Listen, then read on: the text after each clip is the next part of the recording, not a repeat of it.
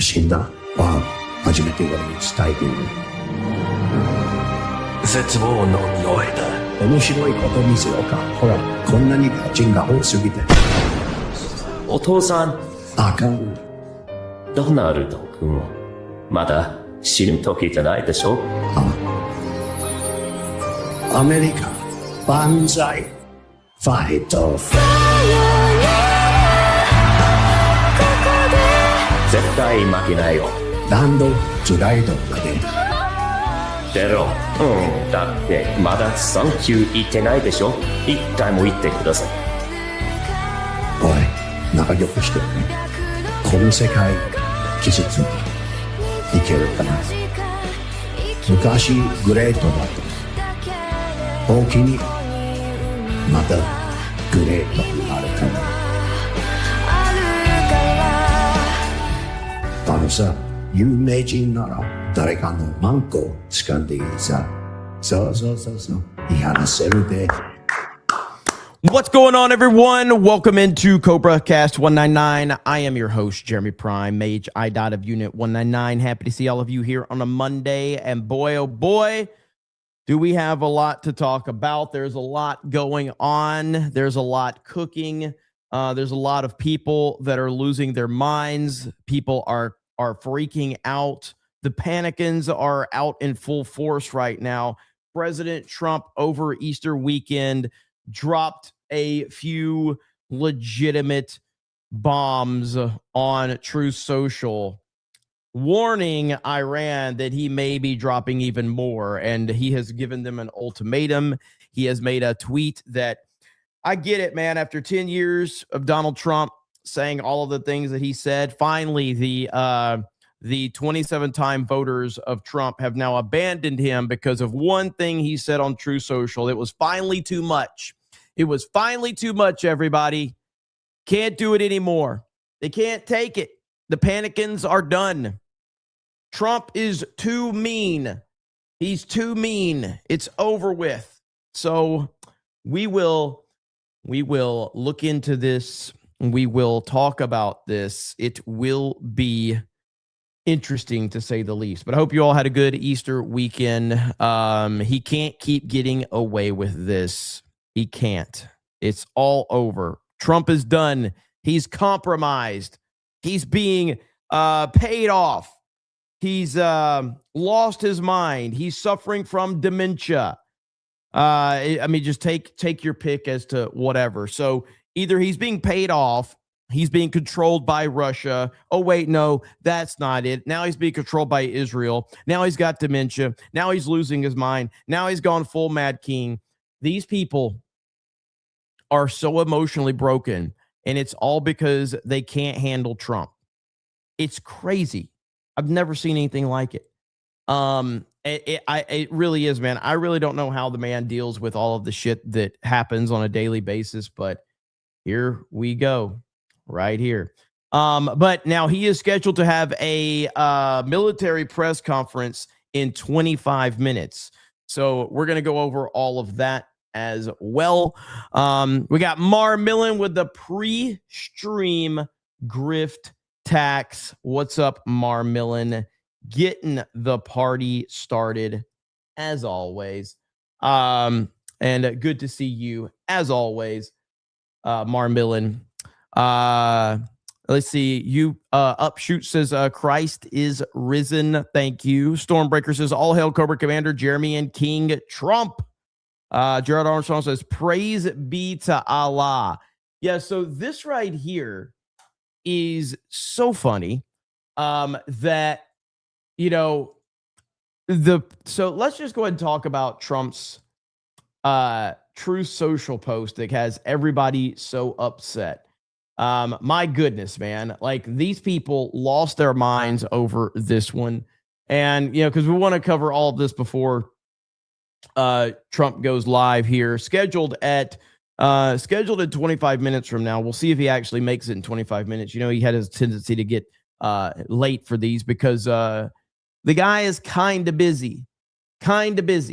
But right here, this really bothered a lot of people. This tweet right here. And it says Tuesday will be power plant day and bridge day, all wrapped in one in Iran. There will be nothing like it. Open the fucking strait, you crazy bastards, or you'll be living in hell. Just watch. Praise be to Allah. President Donald J. Trump. One of the greatest tweets we have ever seen. Now, all of these people leading into the election of 2024, they all said, we want more. We want more mean tweets. We want more. Bring mean tweets back.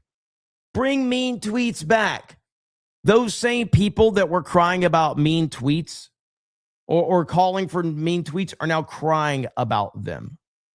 It's unbelievable. This is what I voted for. This is exactly what I voted for. It's unbelievable how these people have lost their minds. Now, I truly believe that a lot of these people are being paid, because there's no other explanation for all of this. There's none.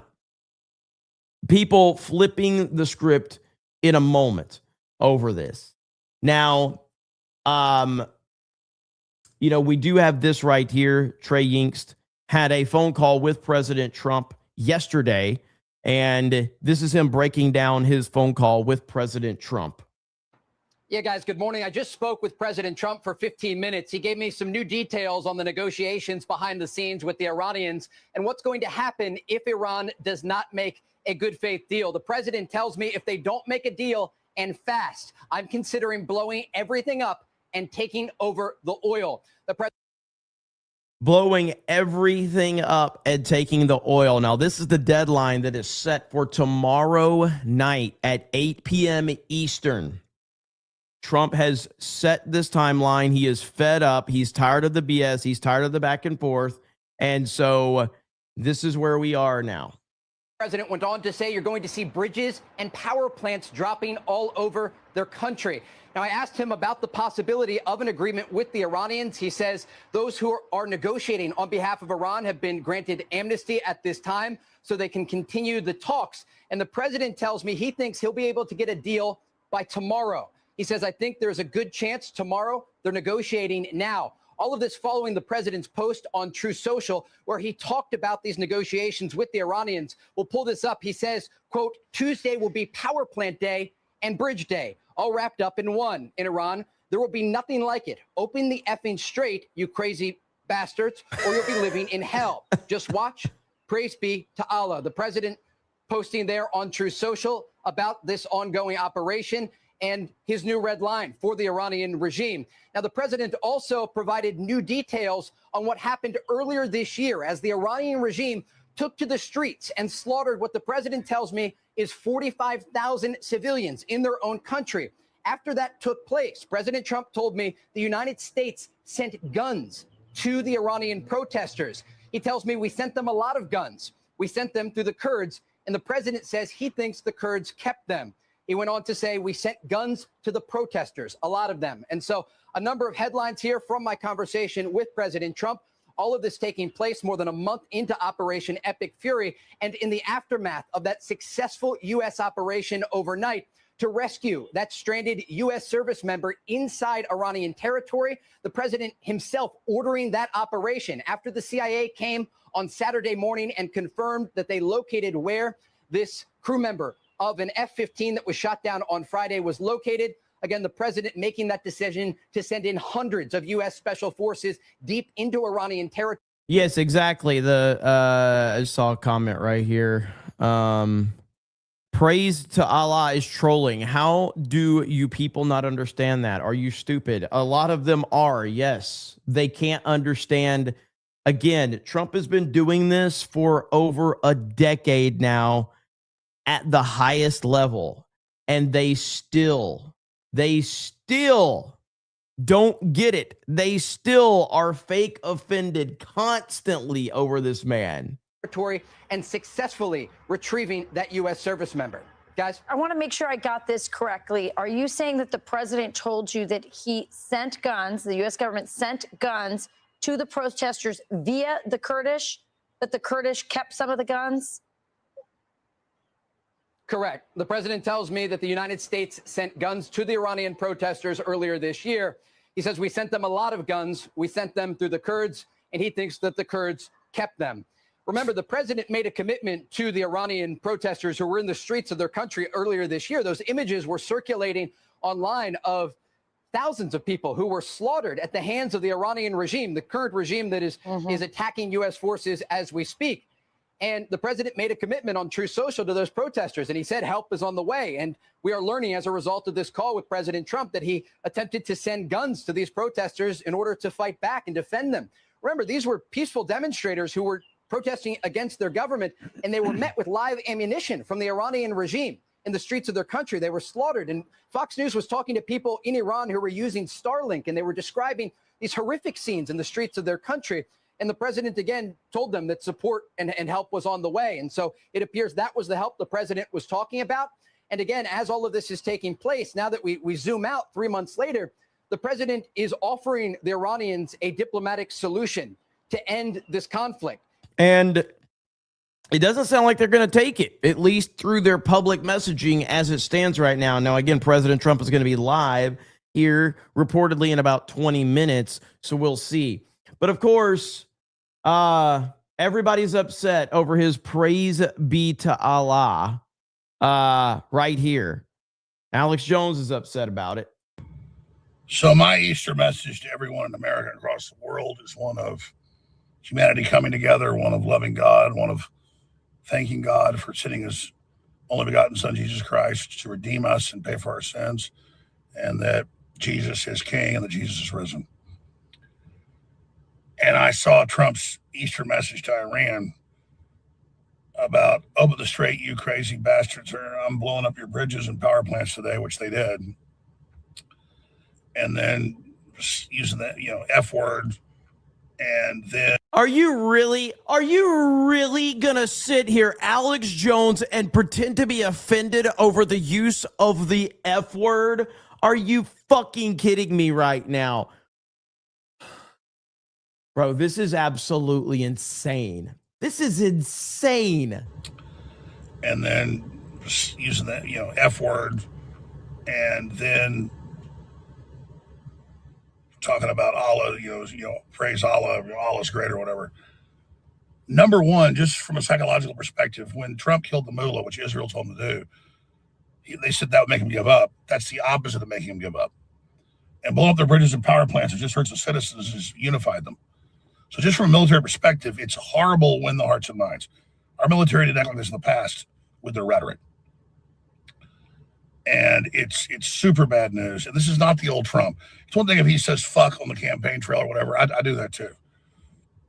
But on Easter with messages about.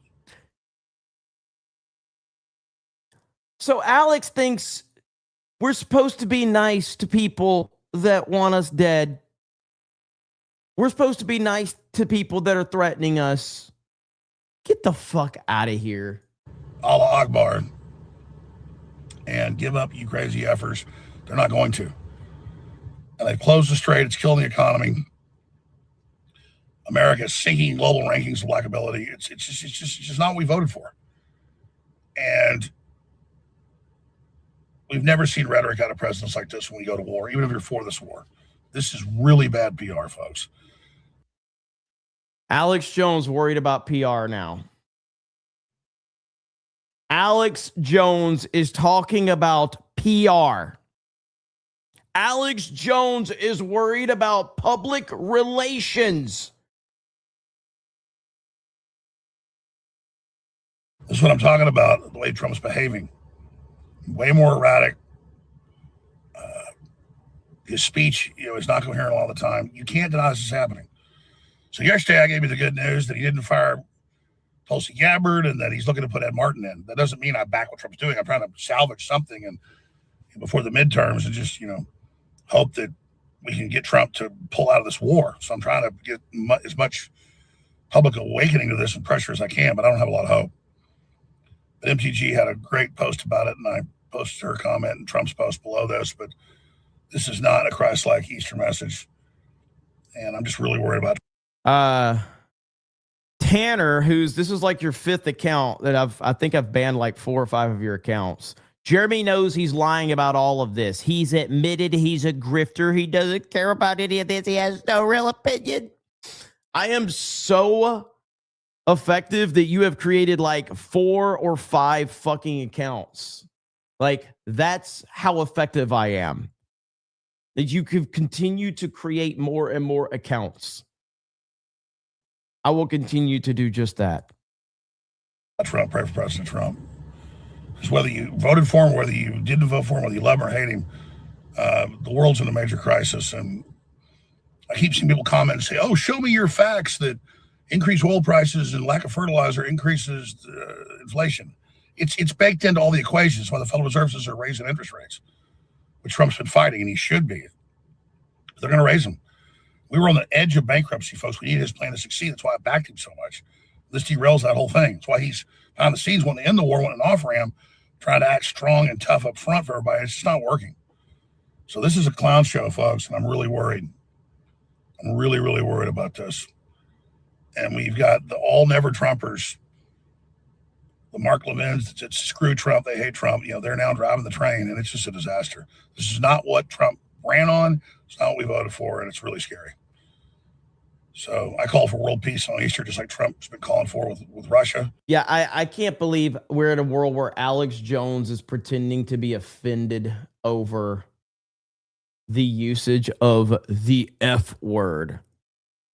This is where we are. This is crazy. I can't believe this shit. Swirly BS for 50 says that Alex Jones been pumping out L's the last week, always lurking attacks. Hail to you, brother. Thank you so much. Good to see you. Thank you for the support as always. Yeah, I am blown away by that shit, man. I cannot believe it. I cannot believe it. The same offer that he gave the Iranians before Operation Epic Fury began. Exactly. And remember, we know that at the negotiating table before this operation began, the opening position of the Iranian regime is that we have 460 kilograms of 60% enriched uranium, enough to make 11 nuclear bombs. And the president, understanding the country's ballistic missile program and their nuclear aspirations, ultimately ordered this operation. Well, more than 35 days later, the president once again is offering the Iranians a diplomatic solution. And again, he tells Fox News in a phone call earlier today, he thinks he'll be able to get a deal with Iran by tomorrow. He says he thinks there's a good chance tomorrow. They are negotiating now. But again, the president goes on to tell me you're going to see bridges and power plants dropping all over their country. Alex is hurt that Trump didn't help him in his lawsuit. Listen, I think, it's such a weird dynamic because I will continue to repeat what I have said many times. No matter how much Alex is out of his mind about some of the stuff he's saying, it doesn't change the history. He's the OG. He was here before anybody. He's been through hell. I do think that Alex Jones is... I think he's upset with Trump on a personal level. I think he's very upset with Trump. Trump basically in the beginning was linked to Alex, and then he got away from Alex very quickly. And I think that over time that's just kind of built up that anger. And it's frustrated him big time. And now we're at a point where the momentum of social media to be anti-Trump is so enticing that, he's just leaning into it now. It's craziest thing I've seen, man. It really is. If they're unwilling to make a deal. So incredible reporting, Trey. But it's interesting because President Trump told you that he was thinking optimistic, it sounds like, that there could be a deal tomorrow. But did you also sense a frustration in his talking about the negotiations? Because Iran has never changed their tune. They so far have yet to show any inkling of good faith negotiating, but maybe something has changed in the last 24 hours. Well, I think that's one of the problems too, is it's so difficult to understand what Iran is thinking and what they're actually doing. They lie publicly so much. And internally, there could be a completely different situation, but they are constantly projecting to the public so they can continue to keep their control of the people. And what you have is you have all of these people, these influencers that they take Iranian state media's information as the gospel. So they basically take it all as like, well, this is what Iran said, so it must be true because they hate Trump. So they just believe Iranian state media. I mean, this is crazy. What world are we living in? Ugly Duckly says, Alex Jones getting the same sweet Middle East deal money that Candace, Tucker, MTG are getting. Don't care about his history. I have zero respect for him anymore. Most pathetic sellout ever. You know what's interesting about that is we've got this right here, this clip that I just saw, and it does put this into perspective. There's not a shred of honesty that these people can say. I can't believe Bill Maher did this, but this puts it into perspective right here. Listen to now we all know that Anna Kasparian, I think's her name, from Young Turks, she really, really hates Israel, okay? She tells you every time she's on that she hates Israel, okay? Oh, Israel bad, Israel bad, Israel bad. It's the worst place in the world. It's the worst place in the world. It's the worst place in the world, okay? Listen to the way that Bill Maher sets this question up. If you had to live in the Middle East, so tomorrow, Anna, you got to go live in the Middle East, where would you live? You can pick one city, any city. You can, as far away as, say, Pakistan. You could live in Karachi. You could live in Cairo. You could live in Amman, Jordan. You seem to love Lebanon. I mean, Beirut's nice when the bombing's not happening and the assassinations have stopped. She knows. She knows right now that she cannot answer this question.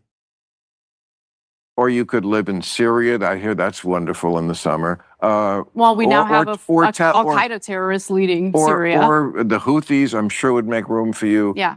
Tel Aviv, or the West Bank, Ramallah, I think is wonderful for a little, it's in the fall, it gets lovely. Where would you live? What city would you live in? Well, where do you think you'd be comfortable in that dress? I'm sure it would not be comfortable in this dress in any of the various Middle Eastern countries that have been destabilized by You're not the United States. You're not really blaming it on Whitey. Listen. Are you? You're blaming Islam on Whitey? I'm not blaming Islam on Whitey. But what you're saying is we destabilized. That's why you can't wear that dress? Did we not destabilize? Wait a second. We were funding terrorist organizations in Syria during the Syrian civil war, starting under the Obama administration. That's why Did that not destabilize Syria? No, what's destabilized? There's a literal Al-Qaeda terrorist. We're talking about your dress. Oh, why? It looks good. I know it looks good. You're saying you can't wear that dress in Syria because of Whitey destabilizing? I didn't say that. Okay, that's what it said. Okay, okay, great. But the United States did destabilize various Middle Eastern countries. Are you going to deny that? I asked about the dress, and you went right to destabilize. So is that why you couldn't wear that dress? Why couldn't you wear that dress?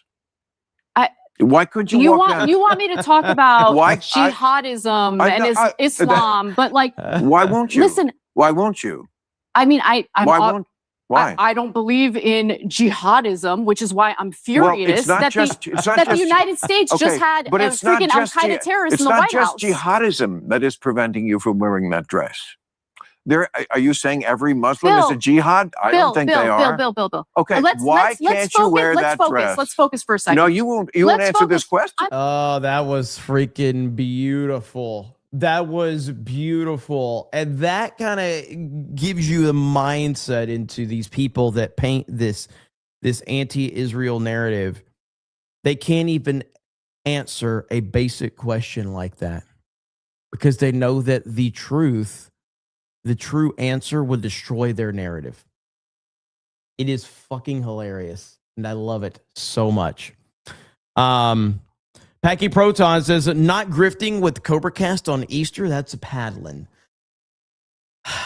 I just believed everybody would just make it up to me today. Listen, Easter would have been a perfect grifting day, but I had other things going on. But I did run a gaming stream last night, okay? I did run a gaming stream, so I deserve credit for that, Packing Protons. Let's see here. Captain JPS says, who the hell is Figgy Earnhardt tax? Keenan says, did you see the movie Logan's Run? I did. Garfield's Bizarre Adventure says, 1.5 trillion defense proposal by Trump. According to him, we have to fight wars we can't afford to pay for Medicare for Americans or infrastructure. John Jones says, open the fucking straight is this generation's tear down this wall. Well, I'm keeping an eye on things to see when Trump is going to go live. So keeping an eye on that right now. Little Jim Taylor says, Trump saving pilot leftist hospital visit. Operation 1968 says, I heard Ilhan Omar is being investigated. That was a few weeks ago that apparently that was happening. So I haven't heard any update on that. Roland the Wretched says, 4 months of gay. Love you, Fig. MacGyver says, we have the greatest military in the world. A-Rod says, unlike Obama, Trump's red line are to be taken seriously. Praise be to the 199. It's a pink shirt for $1.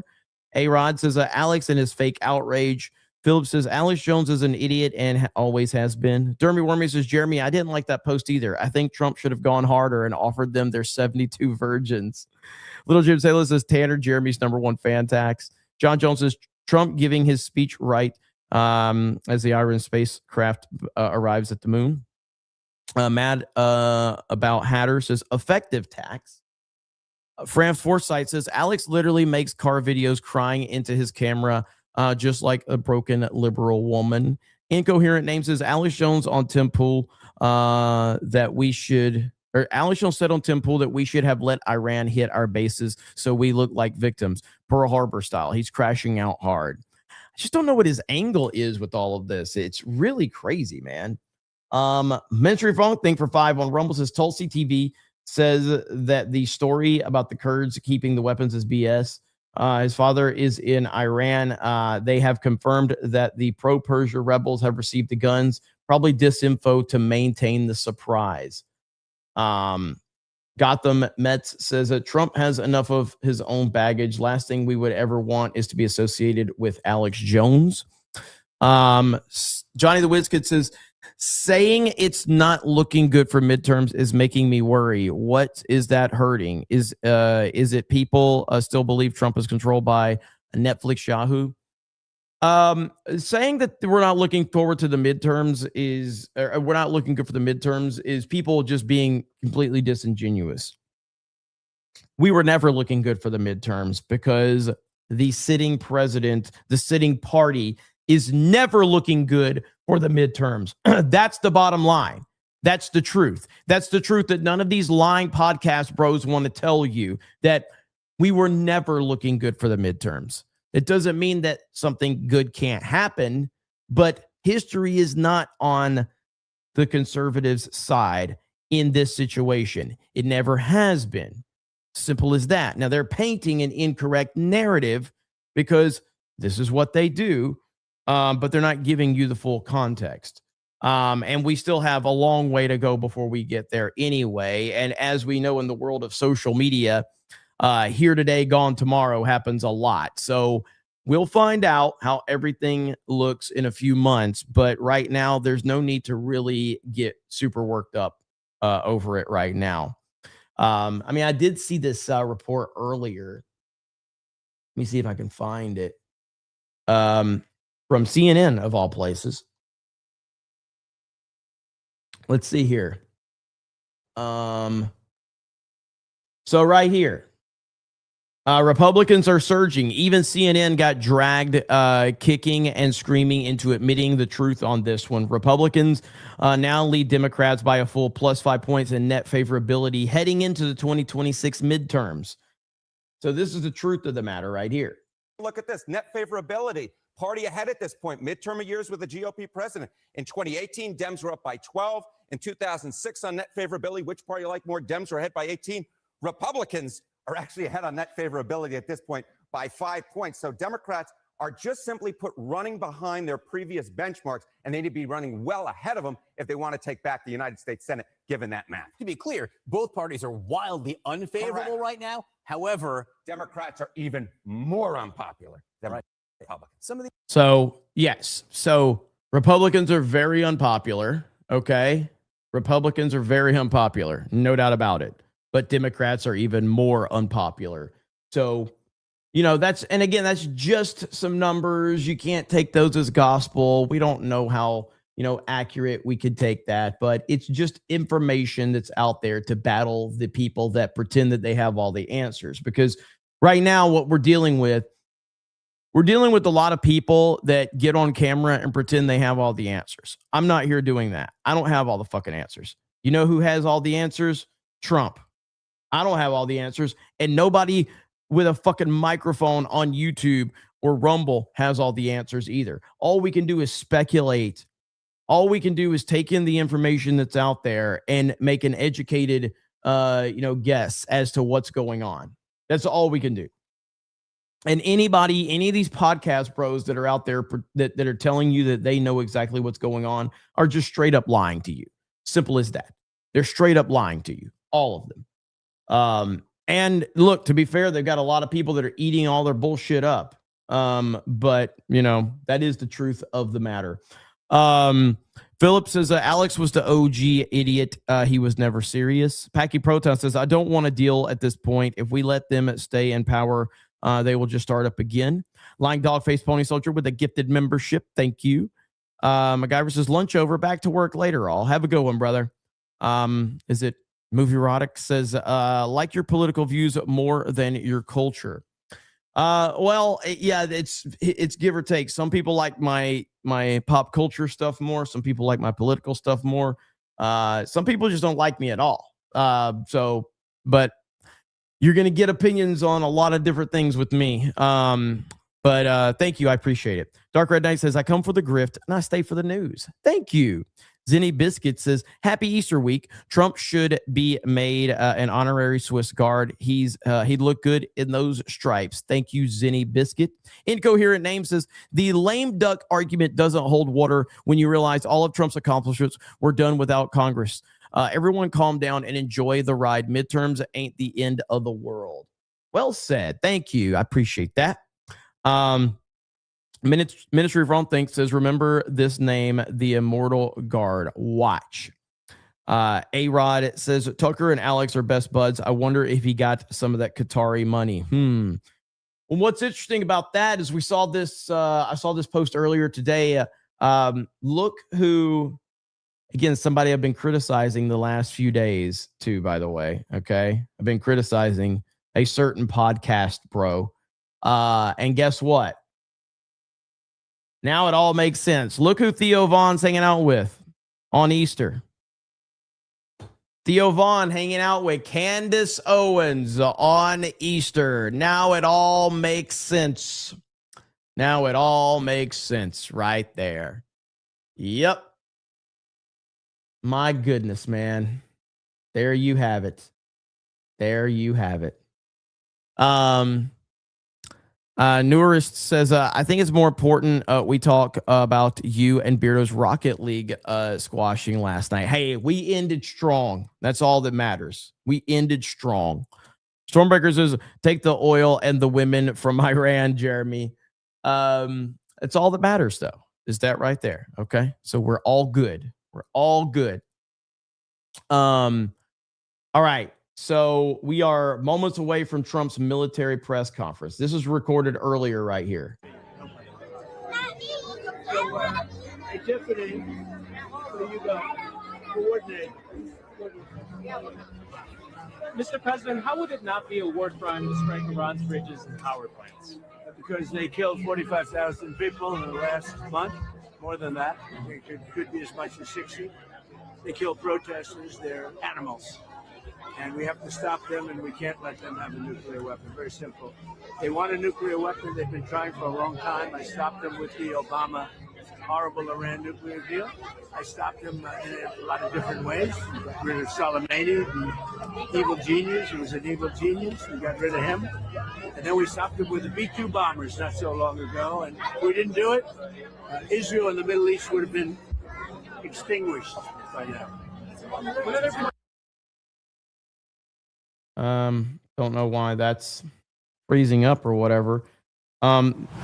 All right, so that was from within the past hour or two right here live on Right Side Broadcasting Network as we get ready to go to the White House. It looks like everything's geared up and ready to go. So as soon as we see that feed start. Okay, I gotta show you this. All right, during the Easter stuff right here. Trump. It's the most Trump shit I've ever seen. Trump tells kids that they can sell his autograph for $25,000 on eBay. Says Biden had a big machine following him around to sign his signature for him. Sign autographs. And then tonight you can sell it for $25,000 on eBay. Sign mine. Sign mine. I'll sign. Carolina, do you want to give Grandpa your Caroline is the only one that doesn't want my autograph. Zero. I would say Carolina has zero interest in my autograph. Oh, that's nice. I think I'm going to sign this. That way I say, I do it. Look, I do it. Look what I did, everybody.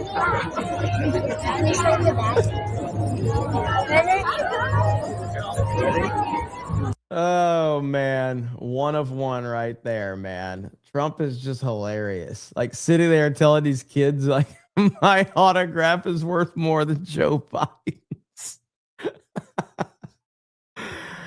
Oh, goodness. Here's Alex still upset. Praise be to Allah, President Donald. Tuesday will be Power Plant Day and Bridge Day, all wrapped up in one. In Iran, there will be nothing like it. Open the effing straight, you crazy bastards, or you'll be living in hell. Just watch. Praise be to Allah, President Donald John Trump. Trump came out on Easter and said, Allah Akbar, God is great. Open the effing straight or face total destruction. And Iran came back with a 15-point plan. That's basically the same as the last one. Ceasefire, all your military bases leave, $500 billion. And Trump said, nope. So now I'm going to destroy all your major bridges and all of what's left of your power plants. And the Iranians, all the historians and military experts believe have a 90+% chance of hanging on indefinitely. And so from go, it was a failed plan. The Pentagon and the 17 intelligence agencies gave him a review 5 days before and even leaked it to the press. I can't believe Alex is this wrapped up, but whatever, man. Whatever.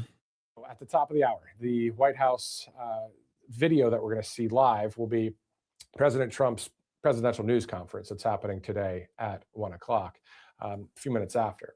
All this as we're monitoring numerous stories at this hour, including the latest on the Save America Act. As of right now, of course, Congress is on recess. They'll be back on the 13th, maybe a few days early. That'd be kind of cool, right? To get that thing hopefully passed through ending the filibuster, which we don't have the numbers yet for that, but we could maybe try at least and talk about it. Stormbreaker got that one. Defending truthers. To be fair, Jeremy's bad takes have stayed the same. Hot Dice says, pretending Iran isn't a problem is the new horse-paced narrative. Taker says, I heard on another show, Matt Christensen, last night that Matt Gaetz said he was briefed on human-alien breeding experiments. Did they really say that? I've heard Matt Gaetz talk about that before. Cole Hauser, what's up, Cole? As a former government guy, Jeremy knows more than Alex and Tim combined. There are people out there that know nothing. I have faith in Trump. You and me both, brother. Common sense, man. That's all it is. Just common sense. Bridge Too Far says there's only one war crime, losing. Stormbreaker says Jeremy, the Matrix has Alex Jones now. Yeah, I can't. It's really hard to understand exactly what's happened to Alex with this whole thing, man. But whatever, man. Whatever floats his boat. I can't back anything he's saying though. All right, here we go. Here we go. Here we go. Trump's been a busy guy today, man. It's a great honor to be with you, and happy Easter. We had a great Easter. This is one of our better Easters, I think, in a lot of different ways. I can say militarily, it's been one of the best. So good afternoon. We have quite a bit to discuss. We'll go into pretty good detail. And we have the people that are most involved. We'll give you exactitude. And we're here today to celebrate the success of one of the largest, most complex, most harrowing combat searches. I guess you would call it a search and rescue mission ever attempted by the military. Generally, when planes are knocked down in war, especially when you're fighting a strong group, an evil group, you can't really do this because you send in 200 men to pick up one. And it's something that's usually not attempted as much as you want to attempt. And bad things happen to that one or two. And in this case, we did two, and might not have been attempted before, but we did. And we had great talent. We got a little luck too, I would say. And we were helped by a lot of people, a lot of great people. And it was an honor to be involved with it. It's very historic.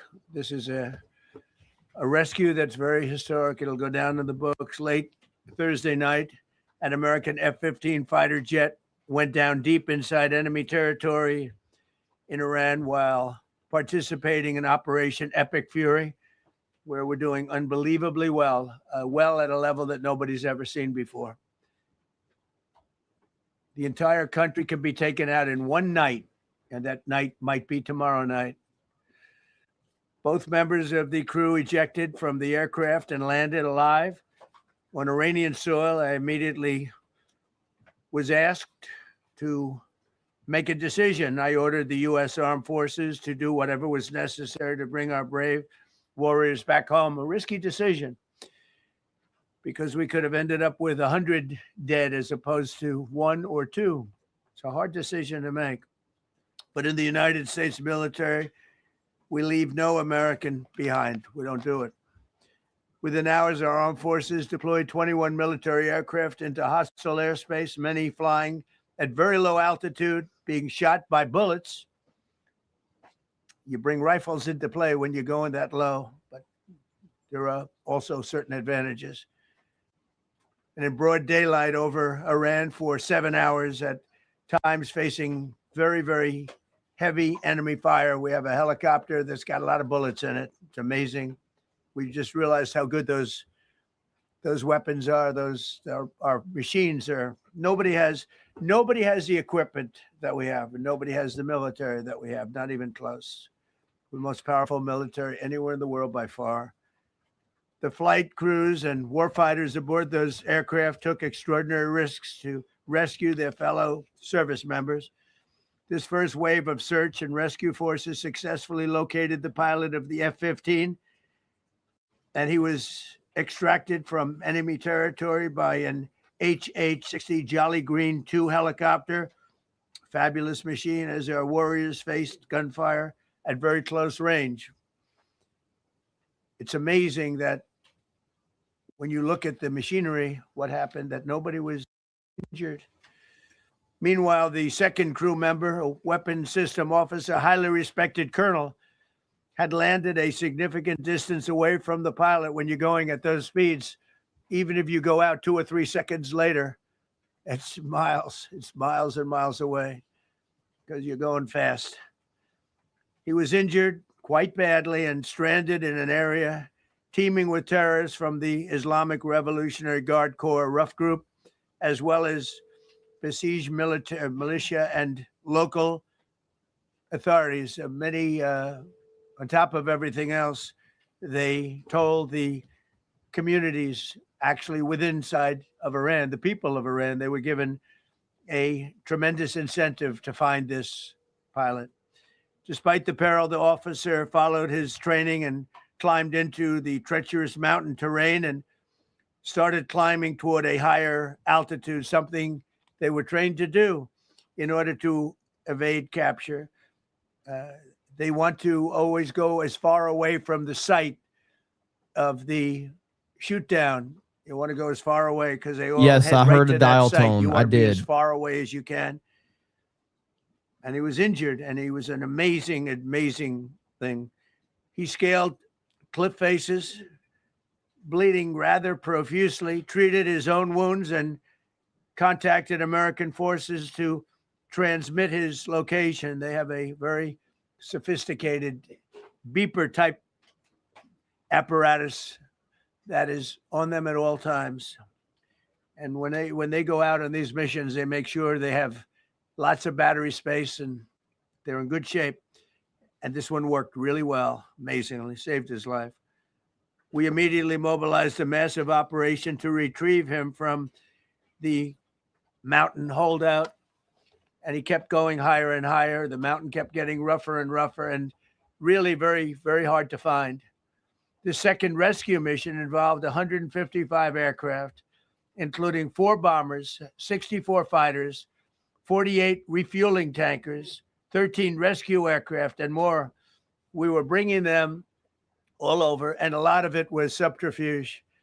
We wanted to have them think he was in a different location because they had a vast military force out there. Thousands of people were looking.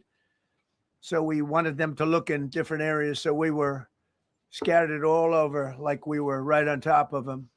We had 7 different locations where they thought, and they were very confused. They said, well, wait a minute, they've got groups here, they've got groups there. It's an amazing thing. I was listening to these great people, these great generals. General Raisin Kane was amazing, and Pete Hegseth was amazing. But I listened to the whole thing. It was pretty amazing. So they had all these different sites where everybody thought he was located. We think we have him over there because they have 9 planes circling a little area that's 25 miles down the coast. So in a breathtaking show of skill and precision, lethality and force, America's military descended on the area, the real area, engaged the enemy, rescued the stranded officer, destroyed all threats, and exited Iranian territory while taking no casualties of any kind. The heroic F-15 weapons system officer had evaded capture on the ground in Iran for almost 48 hours. That's a long time when you're in tough shape and when you're bleeding. It's a long time. When we left, as you probably know, we had 2 large planes, pretty old planes. It carried a lot. We needed a lot more equipment going in than coming out, obviously, because going in, we needed to be able to scale mountains. And we had a lot of equipment. But the sand was sandy, wet sand. So we thought there may be a problem taking off because of the weight of the plane. And then we also had all the men jumping back onto the planes. And they got pretty well bogged down. And we had a contingency plan, which was unbelievable, where lighter, faster aircraft came in and they took them out. We blew up the old planes. We blew them up to smithereens because we had equipment on the planes that frankly we'd like to take, but I don't think it was worthwhile spending another 4 hours there taking it off. So we didn't want anybody to have, we have the best equipment anywhere in the world. We didn't want anybody examining our anti-aircraft and other equipment. So these were large planes that were old and pretty old, and we blew them up. And we had faster, lighter planes come in, and they were able to land on the sand. We needed the bigger planes because we had so much equipment that we needed. We took 3 helicopters over there, which were very strongly used and couldn't have lived without them. They did, and they performed unbelievably well. And if you'd see it, you wouldn't believe it. They came off the plane, and these guys had them. The rotors were off. They rebuilt these helicopters in less than 10 minutes. And that was one of the more amazing things. These are helicopters, small, unbelievably powerful, but small, very small, so it can get into certain areas. And they got them off the plane, and they rebuilt all 3 of them in a matter of less than 10 minutes. It's pretty amazing what the genius of these people. Who would think that? You'd think it would take 5 days to build them. And in some companies, it would take 5 days, and they wouldn't do it well. But they served us well. As Commander-in-Chief, I never forget the extraordinary risk taken by the warriors that we send into battle and the genius. I mean, think of it, having a contingency of 3 planes waiting because we think the sand is so bad that we probably won't be able to take off. And the planes really got bogged. The sand this was not much of a runway. This was a farm, not a runway. It's a farm, but it did the trick. But to have a contingency as opposed to having to wait 2 days, can you imagine right in the middle? This was central. This was right, you would call it central casting if you were doing a movie for location. And probably the toughest area of Iran where we'd be sitting there. So these planes came in, those pilots came in so fast and so quick and got out of there. Everybody got aboard and just got 15-minute intervals. One load out, one load out, one load out. It happened. And we were watching and we said, that's amazing. It's in many ways, I was almost more impressed by the contingency that we had than the fact that, if we would have had a runway or decent soil, but it was an amazing thing. But we thank God for every single one of them and the talent. The genius is not it's even because talent, the audio's better on the RSBN. whole ball game. Every You're one of welcome. them. If you look at what we did with Maduro, we went into a military compound, a massive, with thousands and thousands of soldiers, and within a matter of minutes, and he lived behind iron doors. There were steel doors, broke them down so quickly. And within almost minutes, he was in the back of these planes. It was a similar group. Incredible. We have incredibly talented people. And if the time comes, we move heaven and earth to bring them home safely. We're going to bring our people home safely. I want to thank every member of the U.S. Armed Forces involved in these historic operations. They really were historic. It's just not something that's done. And you'd understand it. Not that they don't want to do it, but when you're going into areas, when you look at these helicopters, when you look at the amount of bullets and everything else that they took, when you go into these areas, you don't come out like we came out. God was watching us. I tell you, well, it was the Easter. We were in the Easter territory, I guess, but God was watching us. Amazing. Because when you look at the machinery, they took damage. It tells you, first thing I said is, these are unbelievable machines, how they flew back and not even much of a problem. But these two extraordinary rescues, because it was two, and as you probably know, we didn't talk about the first one for an hour. And then somebody leaked something, which we'll hopefully find that leaker. We're looking very hard to find that leaker. And talked about there's somebody missing.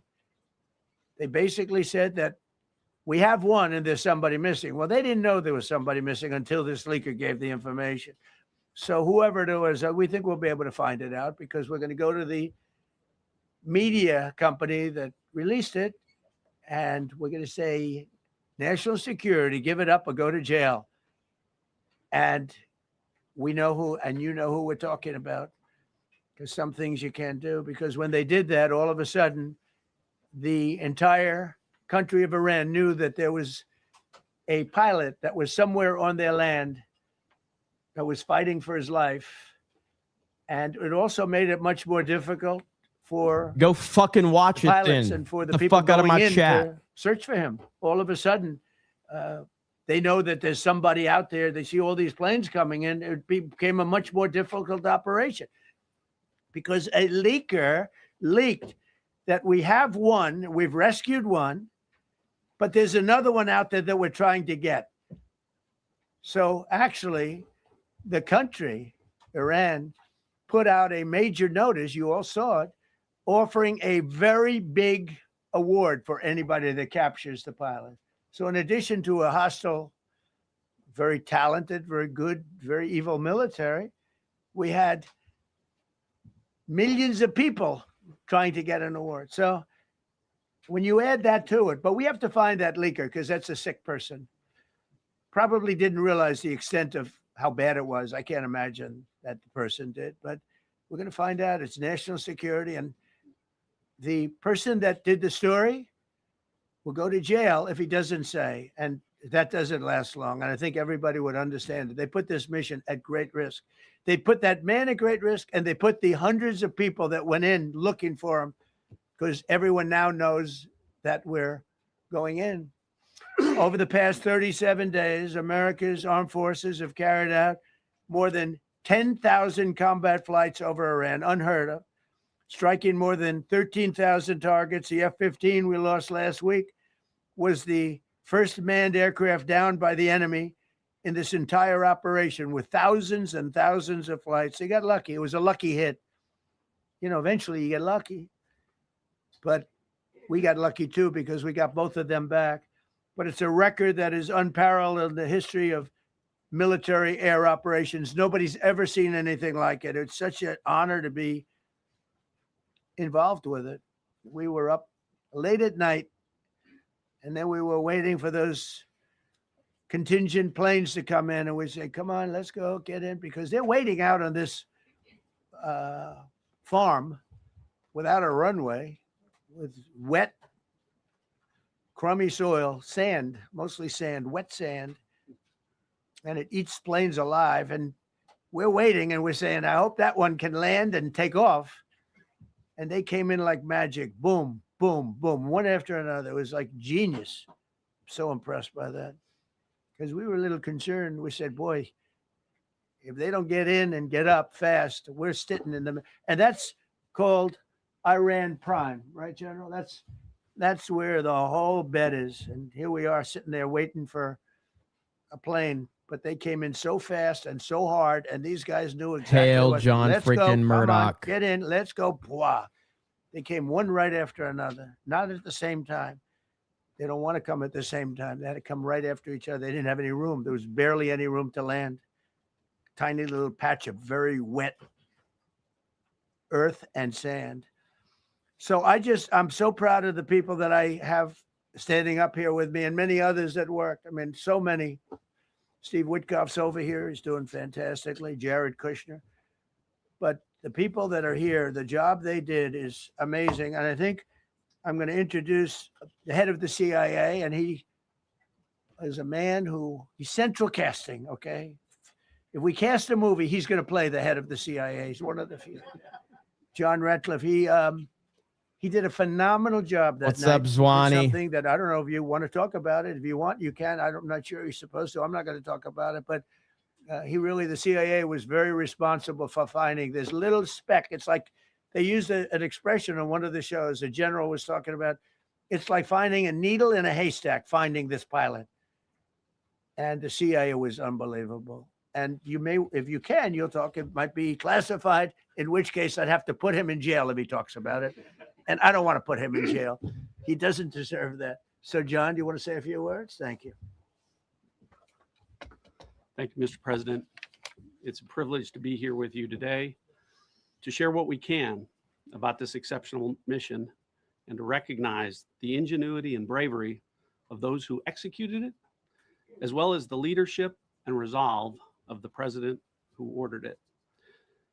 One thing that has been clear to me in this role is that the flawless military operations that the Department of War is known for are hostage to flawless intelligence. We saw that in the skies over Iran in Operation Midnight Hammer last summer. We witnessed it in Venezuela during Operation Absolute Resolve. We've seen it against the cartels in the Western Hemisphere, and we're seeing it every day in Operation Epic Fury, including this mission to rescue an aviator buried deep behind enemy lines. Because it is the unique tradition of the U.S. Armed Forces that we leave no man or woman behind, this was a no-fail mission. That was the spirit in which the president put us to work, and we were determined not to let him down or our airmen down. As an agency, the CIA possesses unique capabilities that only the president can deploy. Some of these capabilities fall under covert action authorities. And because covert means exactly that, I'm not going to be able to tell you everything that you want to know. At the president's direction, we deployed both human assets and exquisite technologies that no other intelligence service in the world possesses to a daunting challenge comparable to hunting for a single grain of sand in the middle of a desert. This was also a race against the clock, as it was critical that we locate the downed aviator as quickly as possible, while at the same time keeping our enemies misdirected. For that reason, in addition to the human and technical assets deployed by the president to find our airmen, CIA executed a deception campaign to confuse the Iranians who were desperately hunting for our airmen. On Saturday morning, we achieved our primary objective by finding and providing confirmation that one of America's best and bravest was alive and concealed in a mountain crevice, still invisible to the enemy, but not to the CIA. That confirmation was relayed by Secretary Hegseth to the president, and the operation quickly moved to the execution phase. Following the successful exfiltration on Saturday night, our intelligence reflects that the Iranians were embarrassed and ultimately humiliated by the success of this audacious rescue mission. When the president asked me to lead the CIA, he made it clear, get back to basics, no politics, no agendas, tackle the hardest problems, and execute the toughest missions. This president is about results. And now that's what his CIA is about too. The professionals at the agency and at the Department of War deserve immense credit for their flawless execution during this daring mission. Their skill, creativity, and courage are unmatched on the battlefield wherever they step. But none of that matters. And all of that is wasted without a president with the political courage to put them into action. Mr. President, I've had the privilege of seeing you act with political courage in the best interest of the United States up close on a daily basis, and I'm grateful that this successful mission has given the American people a window into that as well. The Secretary and Chairman will tell you that our service members' confidence is boosted by a Commander-in-Chief who has their back the same way they have yours.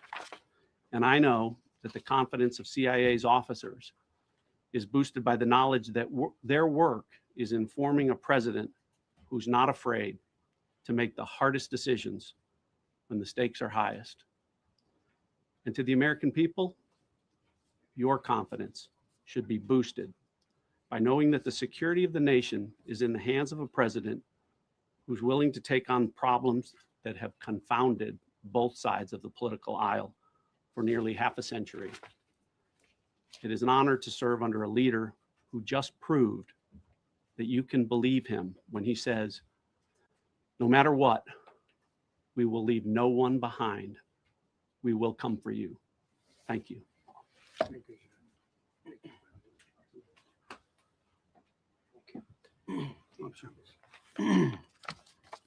Well, John, thank you for the collaboration with the CIA as well. Incredible and ongoing partnership.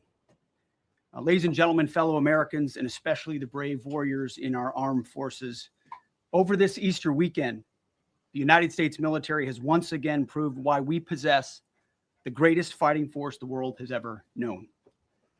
In two extraordinary combat search and rescue operations deep inside enemy territory in Iran, our warriors executed missions of breathtaking skill, courage, and precision. When our warriors are unleashed, as this president has allowed them to be, they are unstoppable. When American airmen were down behind enemy lines, our forces and our president did not hesitate. Special operators supported by elite air crews and intelligence professionals moved swiftly and decisively into treacherous mountain terrain under the constant threat of Iranian forces closing in. Ultimately, it was an impotent Iranian threat. And today, as the CIA director mentioned, Iran's military, and we know this, is embarrassed and humiliated, and they should be. Now, these are not routine operations. They were high-risk, high-stakes missions conducted in the heart of enemy territory. This was not just barely into Iran. This was deep into Iran, involving coordinated strikes to suppress threats, deception tactics to protect our teams, and full synchronization across air, ground, and special operations. The Iranians are still asking themselves right now, how did the Americans do this? One downed airman evaded capture for more than a day, scaling rugged ridges while hunted by the enemy. When he was finally able to activate his emergency transponder, his first message was simple and it was powerful. He sent a message: God is good. In that moment of isolation and danger, his Thank you, faith Andrew. I appreciate and it, fighting brother. spirit shone through. You see, shot down on a Friday, Good Friday, hidden in a cave, a crevice, all of Saturday, and rescued on Sunday.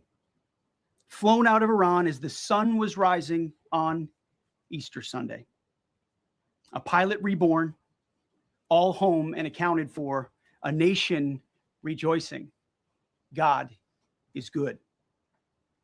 Despite incoming fire and unforgiving conditions, our troops brought every American home. No American lives were lost. We leave no man behind, and that is not luck. It's the result of unmatched training, superior technology, an unbreakable warrior ethos, and sheer American grit. Our special operators, pilots, and support crews performed with near perfection under fire, and they were lethal. Just ask any Iranian soldier who dared attempt to get anywhere near that pilot before or during that mission. Death from above. Our troops turned a potential tragedy into a resounding demonstration of American resolve and capability. That's what excellence in uniform looks like. But make no mistake about it, none of this would have been possible without the courageous leadership and ironclad determination of President Donald J. Trump. From the moment our airmen went down, President Trump made it clear we will leave no one behind. The first mission, the first of two, was an audacious daylight thunder run right up the middle. It was authorized in less than 2 hours from that pilot going down when we knew where he was. And it was authorized in the middle of the night, because anybody that's worked for this man knows he's up in the middle of the night. Authorized immediately, without hesitation, audaciously.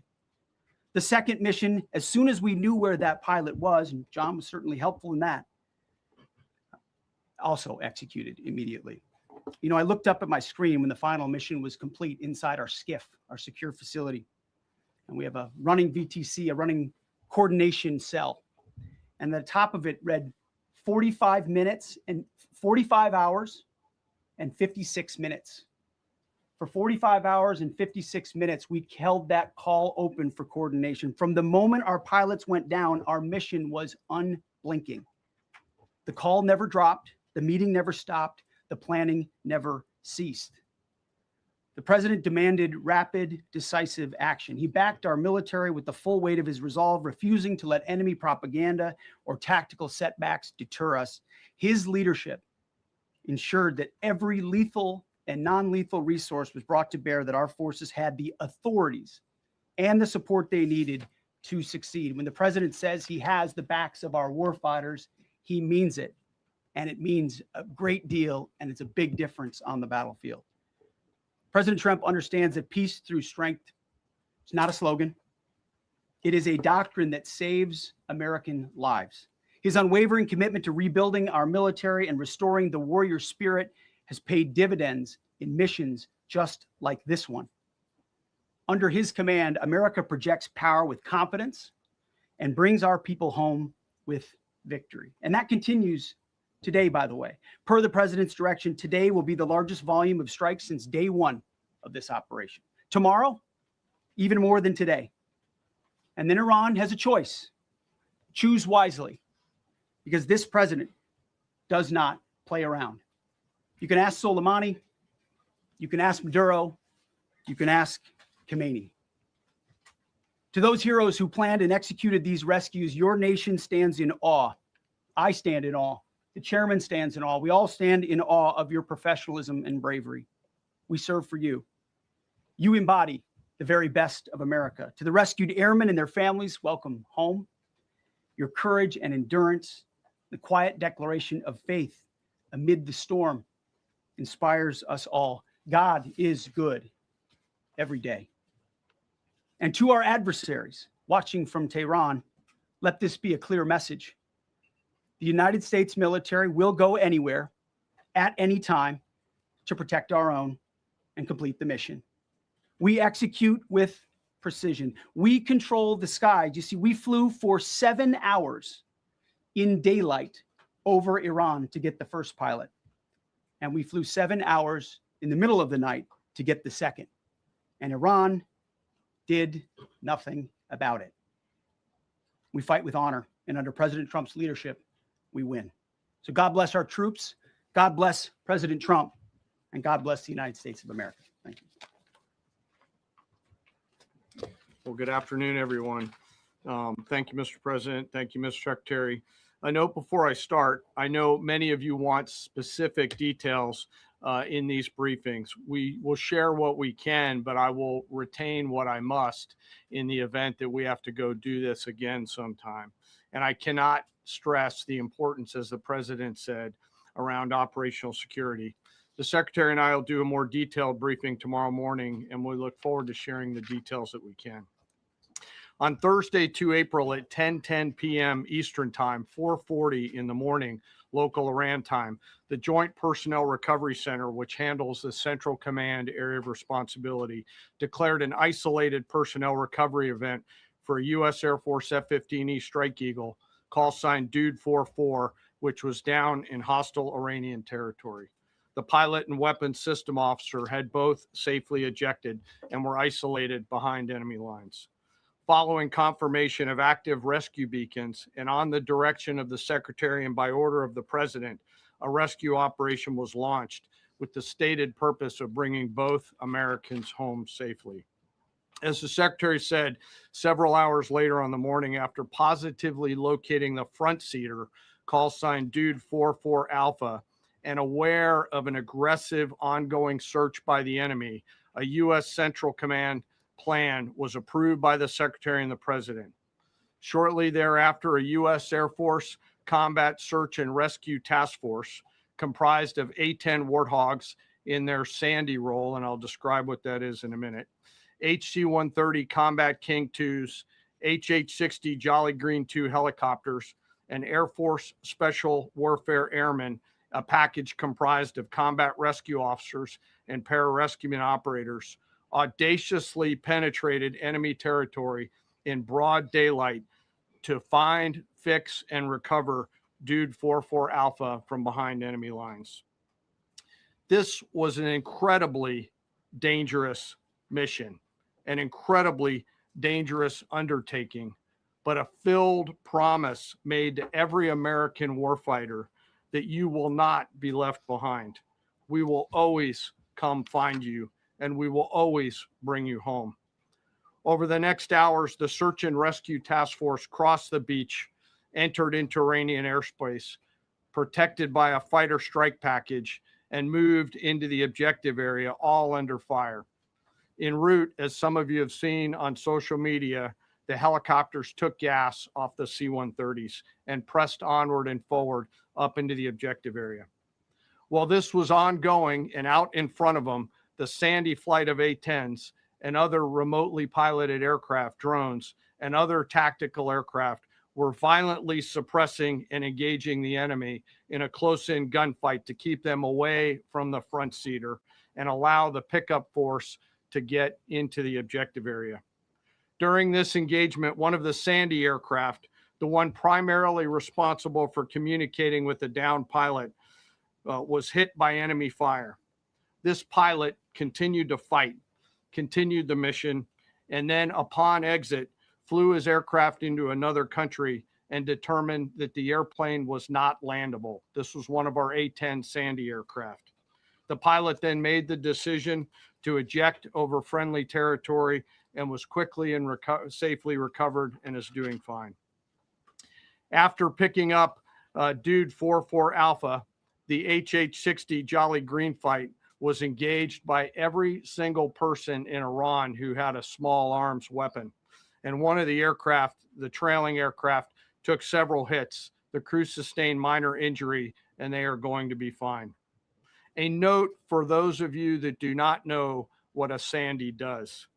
Named after the flight call sign that did this very mission in Vietnam, flying A-1 Sky Raiders and A-7 Corsairs, a Sandy has one mission: get to the survivor, bring the rescue force forward, and put themselves between that survivor on the ground and the enemy.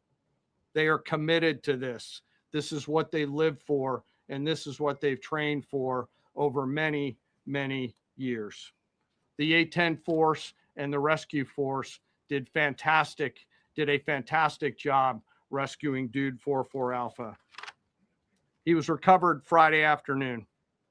As I said, and the nation needs to know this, this was an incredibly brave and courageous mission, and a testament to the courage, skill, and tenacity of the joint force and our leaders. And especially a daylight option, having the guts to try means so much to so many. Meanwhile, the backseater, as the president and the secretary have said, had continued to work and survive. Through the hours of daylight, Dude 44 Bravo, the backseater, evaded.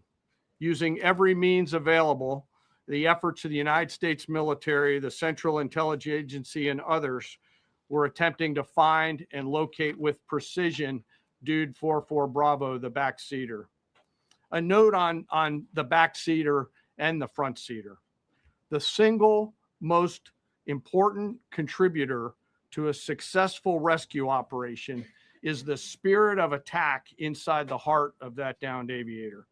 Their will to survive, their will to evade, their will to recover is everything. In this case, the backseater's absolute commitment to surviving made much of our efforts possible. On Saturday, 4 April, after establishing positive communications with the backseater, we learned, as the president said, that he was injured and actively evading enemy forces. And thanks to our interagency partners, we were able to get eyes on his location and positively ID him. Throughout this entire time, the enemy force continued to search for 44 Bravo, and the joint force continued to strike them over and over and over again.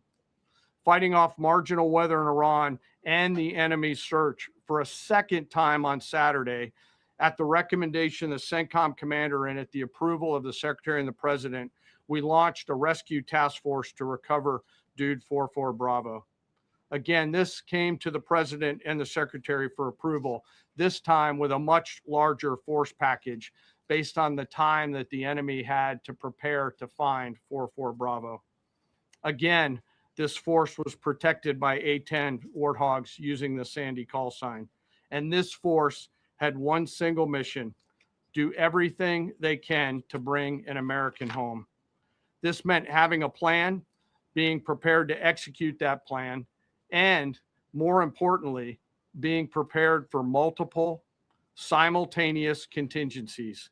And because of this force's professionalism, grit, and determination, fight off two enemies at the same time: the enemy searching for 44 Bravo and contingencies, which anyone who has done these types of missions knows we run into every single time. The force fought off both of those enemies incredibly well. During the period of darkness on Saturday, and as the secretary said, into Easter Sunday and into the daylight, the force fought its way in and rescued Dude 44 Bravo. They were protected overhead by an air armada, including tactical drones, strike aircraft, and others.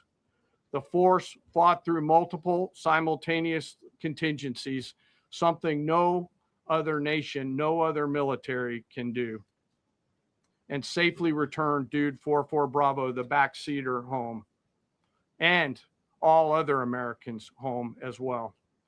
At midnight 12 local Eastern time, Easter Sunday, more than 50 hours after the start of this operation, the Joint Personnel Recovery Center declared Dude 44 Bravo, both the front and back seater, returned to friendly territory. The courage demonstrated by both the pilot and the weapons system officer while isolated and them invading the enemy cannot be overstated. Their grit and warfighting tenacity is a direct result of the absolute trust they have in our rescue forces, their training, and their will to survive and return. They always knew that we would be ordered to go get them, and they always knew that we would be coming to get them. These two operations reflect our nation's most sacred obligation to our military service members. We leave no one behind, bless you. It also perfectly captures the first truth of our special operations forces, that people are more important than hardware. That is the standard we live by, and the rescue forces that execute these missions operate under a clear motto: these things we do that others may live. Their actions were a direct embodiment of that commitment to others, and I could not be more proud of each and every one of them today. As the Secretary said to our enemies, this operation serves as a clear reminder of the capability and will of America's joint force. The United States of America will recover our warfighters anywhere in the world, under any conditions, when we want to. We will always bring overwhelming skill and firepower.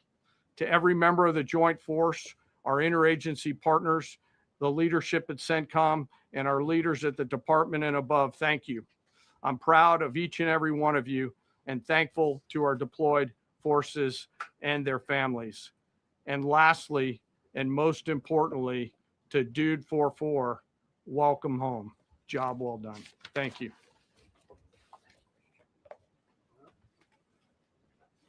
Pretty amazing. Pretty amazing.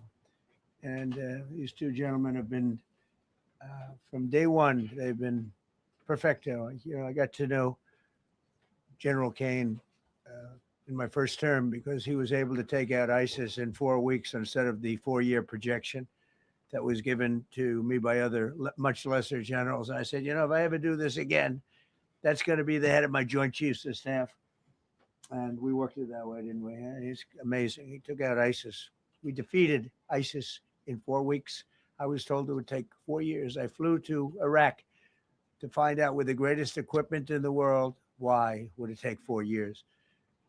And he told me, sir, it won't. It'll take 4 weeks and you'll have time left over. And that's exactly what happened. So he's great. And Pete, all I can say is that he was treated very unfairly. And now those same people that treated him unfairly, that fought against him, they called me up saying, what a great choice he was. They said, well, what happened during his nomination? What happened to you? I'm telling you, people that were not for him, senators, friends of mine, sir, I don't think you're doing the right thing. Now they're calling me up. What a choice. These two guys are fantastic.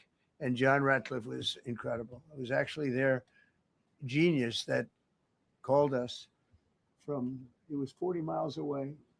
And he said, you know, we're seeing something moving up in the mountain. This is at night. And they kept the camera on him for 45 minutes. He wasn't moving. And they said, you know, probably wrong, but we're seeing something moving. This is a vast mountain, vast, thick, with bushes, trees. He said, we see something moving 40 miles away. It was the head of a human being. I'm telling you, it's moving. And then all of a sudden, 45 minutes later, he moved a lot. Stood up, and they said, we have him. And that was really the beginning of something incredible. We had an idea where he was, but not specifically. That's a big mountain. So I want to thank the CIA, too. I don't think they get enough credit for the great job they've done. Yes, please. Thank you very much, Mr. President, for this great opportunity. Country, it has super army. You make a difference, Mr. President. Thank you for your greatest leadership. Thank you. I have two quick questions, Mr. President. What was your reaction when you learned that Kurdistan region had resumed exporting oil to the international market with your support as United States of America? Well, I expected that. We've gotten along with the Kurds for a long time, so I expected that. Another question, what would be your reaction if the Iranian people rise up against their regime during a ceasefire, Mr. President? Well, they should do it, but again, the consequences are great. I mean, they were told if you protest, you will be shot immediately. You saw what happened to the young wrestler. He was a great champion, by the way. He was a great wrestler, one of the top in the world. and he and his two friends were hung. And all they did was say a little bit about liberty. They wanted liberty, and they were violently executed. But the number is up to probably 45,000 people were killed. So, you know, when somebody stays in a house, when they know if they walk out of the house to protest, they'll be immediately shot and killed. And they issued that, you know, that was publicly issued. It's not a secret. That's why so many people say, oh, well, why are you doing this way? We can't let Iran have a nuclear weapon. You know, we got regime change. We do. We're dealing with a much different regime than before. We're dealing with different people. They're smarter. I think they're sharper and far less radical. We have regime change, but we didn't do this for regime change. We did it for the fact, and my view was very simple. I saw somebody said, oh, he doesn't have a plan. I have the best plan of all, but I'm not going to tell you what my plan is. You know, they want me to say, here's my plan. We're going to attack at 9:47 in the morning, and then we're going to do this, and then we're going to, and if you don't do that, they say, I have a plan. These people know what the plan is. Everybody here knows what the plan is, but it's very unfair to say, you know, because I don't mind being insulted. I've been insulted for many years by the fake news, but you can't. It's so bad for the people that are so pro. You just saw two great, and John Ratcliffe, three unbelievable people. They have a plan. Every single thing has been thought out by all of us, but I can't reveal the plan to the media. So, you know, but we're just thrilled by the success of this operation. Yes, please. Thank you, Mr. President. You've said Iranians would be mad if you stopped these attacks, but why would they want you to blow up their infrastructure, to cut off their power? Wouldn't that be punishing Iranians for the actions of the regime? They would be willing to, and it's suffering. They would be willing to suffer that in order to have freedom. The Iranians have, and we've had numerous intercepts. Please keep bombing. Bombs that are dropping near their homes. Please keep bombing. Do it. And these are people that are living where the bombs are exploding. And when we leave and we're not hitting those areas, they're saying, please come back, come back, come back. These are the people. I don't know what they do. All I can tell you is they want freedom. They have lived in a world that you know nothing about. It's a violent, horrible world where if you protest, you are shot. Remember the great woman protests where they had 400,000, 500,000 women, and they were all enthused and they were going to protest, and everybody said, oh, the regime's going to come to an end. And then all of a sudden, boom, boom, 5, 6 different areas. A woman would go down right between the eyes. They had snipers. They had 5 snipers. That's all it took. And those 400,000 or 500,000 women said, oh my God, what's that? Oh, look over there. What's that? A woman shot right between the eyes. And after 5 or 6 of them go down, then you start hearing the purr through the vast number of people. And then they said, oh my God, who would do that? And they're incredible people, but they've lived so horribly. They've lived so horribly. You know, Iran was a great country if you go back 25 years ago or so. The Persian people, they're incredible, smart, brilliant, actually. And I know so many. I know coming from New York, originally, I know so many people from Iran. They're incredible people, incredible energy, and very, very brilliant people. But when you're standing in a group and protesting and you have a woman, in the case of the woman, remember the Great Woman March, everybody was saying, oh, this is the end of the country. And then snipers selectively picked.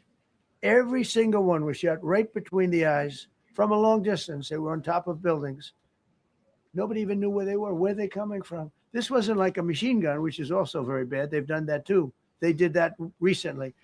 This was snipers sitting on the top of buildings, aiming and hitting women.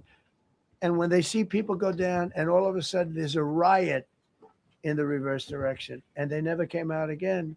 And a lot of the news doesn't talk about that. They talk about, oh, women's rights. You want to see women's rights? You're not going to see it there.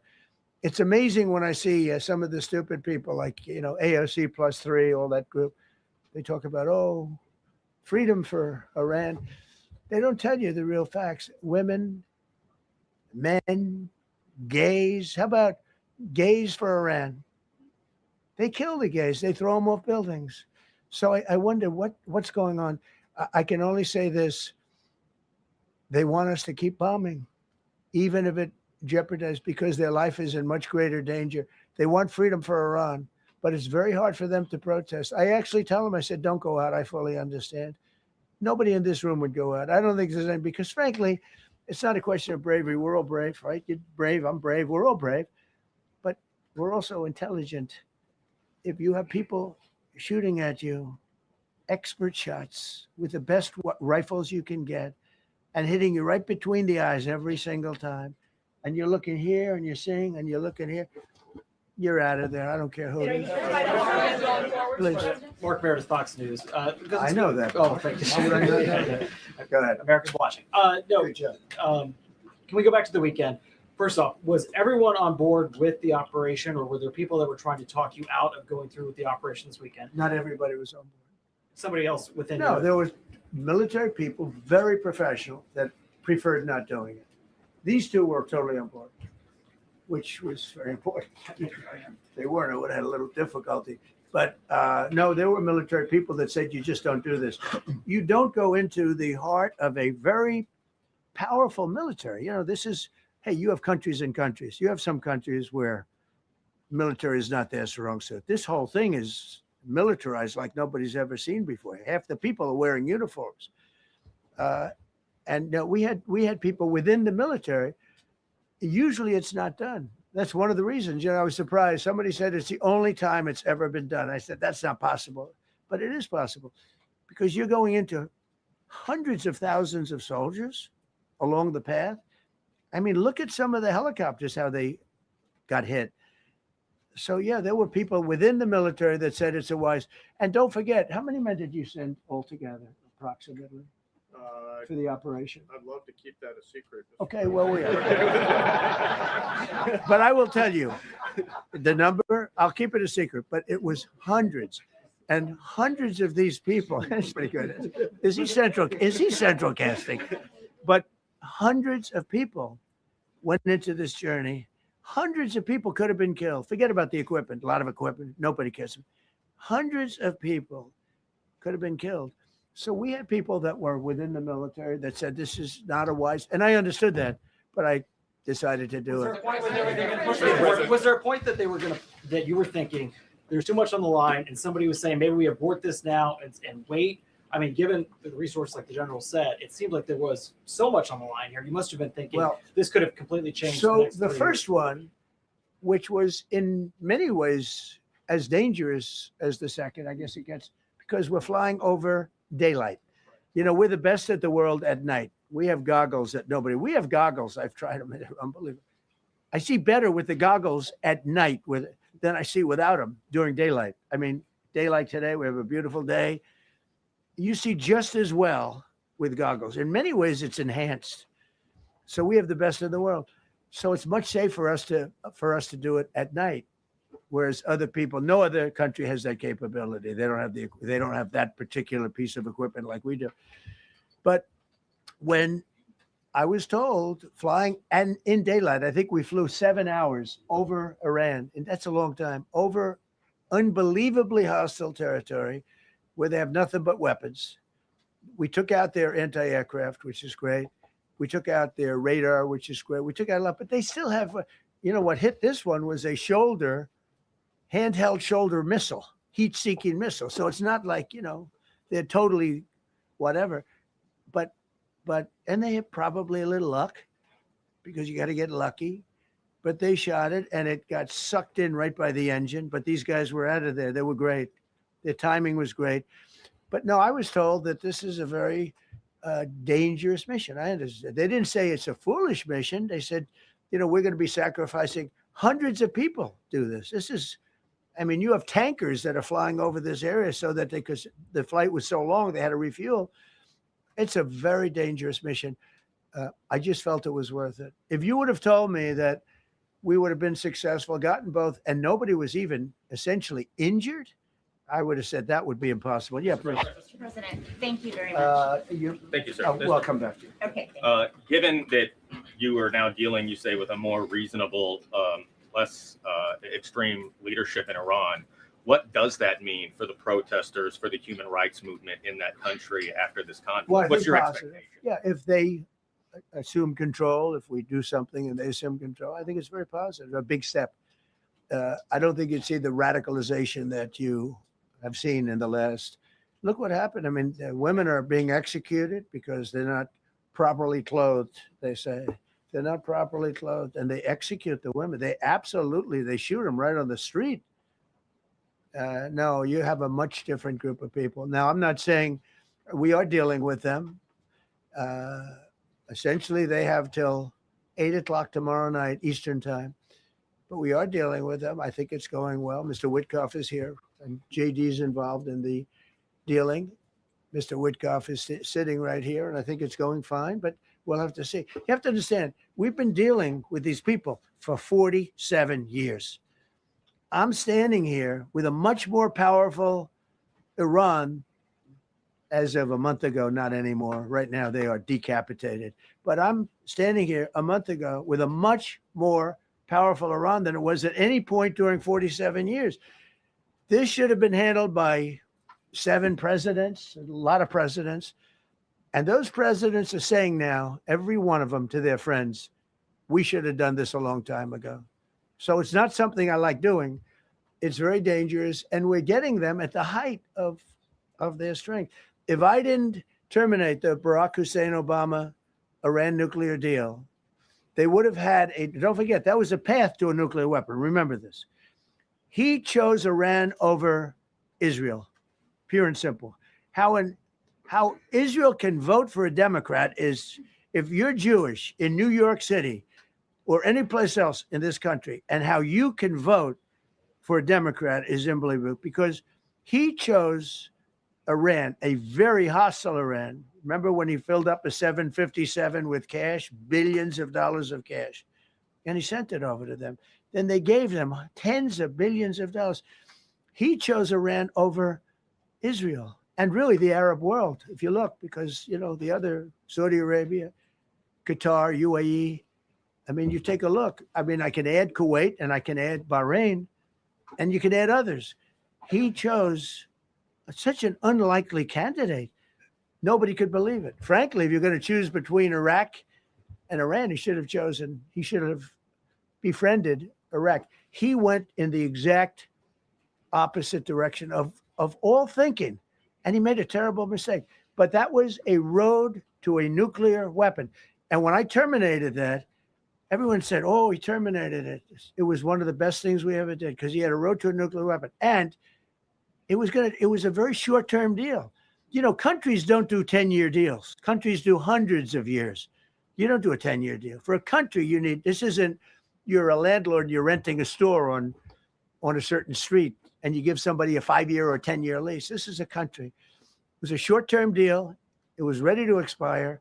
I terminated it before it expired. Took a lot of heat, and it was one of the best things I ever did because he would have had a nuclear weapon. Then he would have had another nuclear weapon, had those beautiful B-2 bombers not gone in 8 months ago and obliterated that site. And by the way, the word is obliteration. CNN said, well, maybe it wasn't complete. It was so complete that they still haven't been able to get it.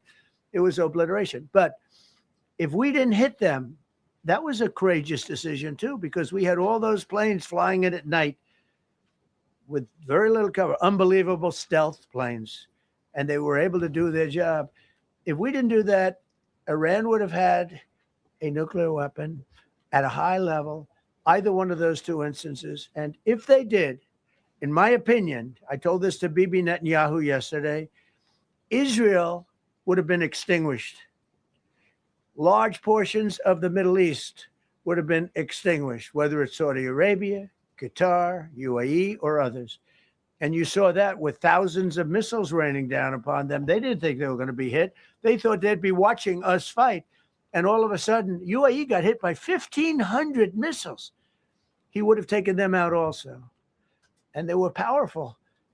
If I didn't come along and terminate the Obama deal, which was terrible, the Iran nuclear deal was a road to a nuclear weapon, a big one, unlimited, legally. I terminated it without even much thought. It was so easy. I terminated that. And then the B-2 bombers.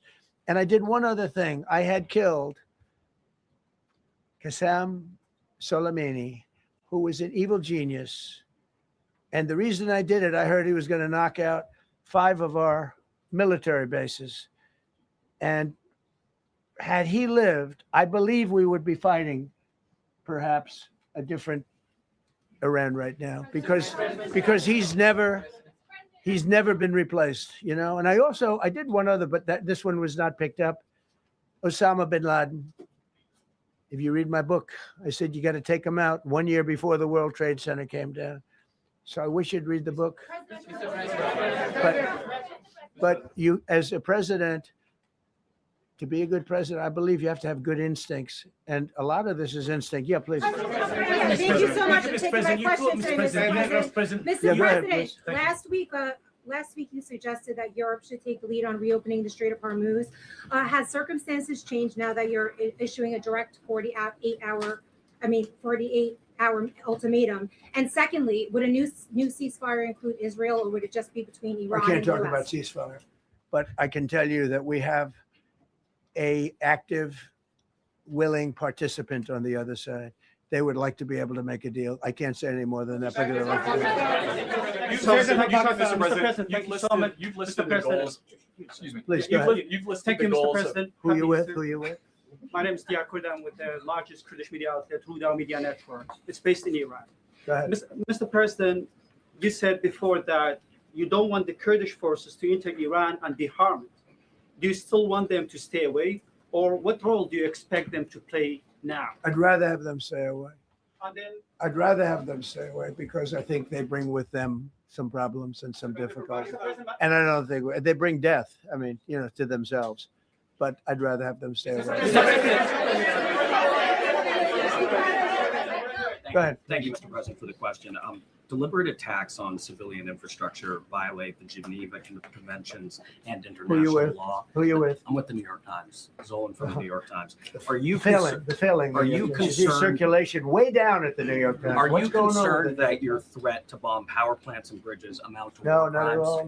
No. I hope I don't have to do it. But again, I just said 47 years they've been negotiating with these people. They're great negotiators. And because they're not going to have a nuclear weapon. And if somebody that takes my place someday is weak and ineffective, which possibly that will happen because we had numerous presidents that were weak, ineffective, and afraid of Iran, we're never going to let Iran have a nuclear weapon. And if you think it's okay for people that are sick of mind, that are tough, smart, and sick, really sick, from a policy standpoint, from a any which way you want to say, mentally, these are disturbed people. If you think I'm going to allow them, and powerful and rich, to have a nuclear weapon, you can tell your friends at the New York Times, not going to happen. It means violating international law. Quiet. You no longer have credibility at the New York Times. Because the New York Times said, oh, Trump won't win the election, and I won in a landslide. I won every swing state. New York Times said, oh, Trump won't win the election. New York Times has no credibility. The credibility they have is it used to be all the news that's fit to print. The old gray lady, it was great, but they're running on past fumes, and you can't keep doing that. You have to be able to give the correct news. And people like you, who I know, are fake. You're fake. Go ahead, please. Your messaging on the war has moved from the war is coming to an end to war going to be bombing Iran to the Stone Ages. Right. And we've heard a range of those kind of messages. So which is it? Are you winding this down or are you escalating? I can't tell you. I don't know. I can't tell you. Depends what they do. This is a critical period. They have a period of, till tomorrow at 8 o'clock. I gave them an extension. They asked for an extension of 7 days, right? I said, Steve, give them 10 days. 10 days is up actually today, so I gave them 11, I guess, indirectly. I thought it was inappropriate the day after Easter. I want to be a nice person. They have till tomorrow. Now, we'll see what happens. I can tell you they're negotiating, we think, in good faith. We're going to find out. We're getting the help of some incredible countries that want this to be ended because it affects them also. A lot of people are affected by this, but we're giving them till tomorrow, 8 o'clock Eastern time. And after that, they're going to have no bridges. They're going to have no power plants. Stone Ages, yeah. Stone Ages. CNN fake news. Are you willing to make a deal that does not include reopening the Strait of Hormuz, or is that now a top priority? I would say it's a very big priority because, see, that's one thing that's a little different than other things. We can bomb the hell out of them. We can knock them out for a loop. But to close the strait, all you need is one terrorist that somehow has a truck loaded with, because you can carry them in trucks, large trucks, a water mine, drop them in the water. And now you tell people that own ships that cost $1 billion to don't worry about the mine. You can do that even just by saying we put mines in the water. So it's not like the rest. We can knock out their military. We already have. We've knocked out their Navy. We've knocked out their Air Force completely. We've knocked out 158 ships in 3 days.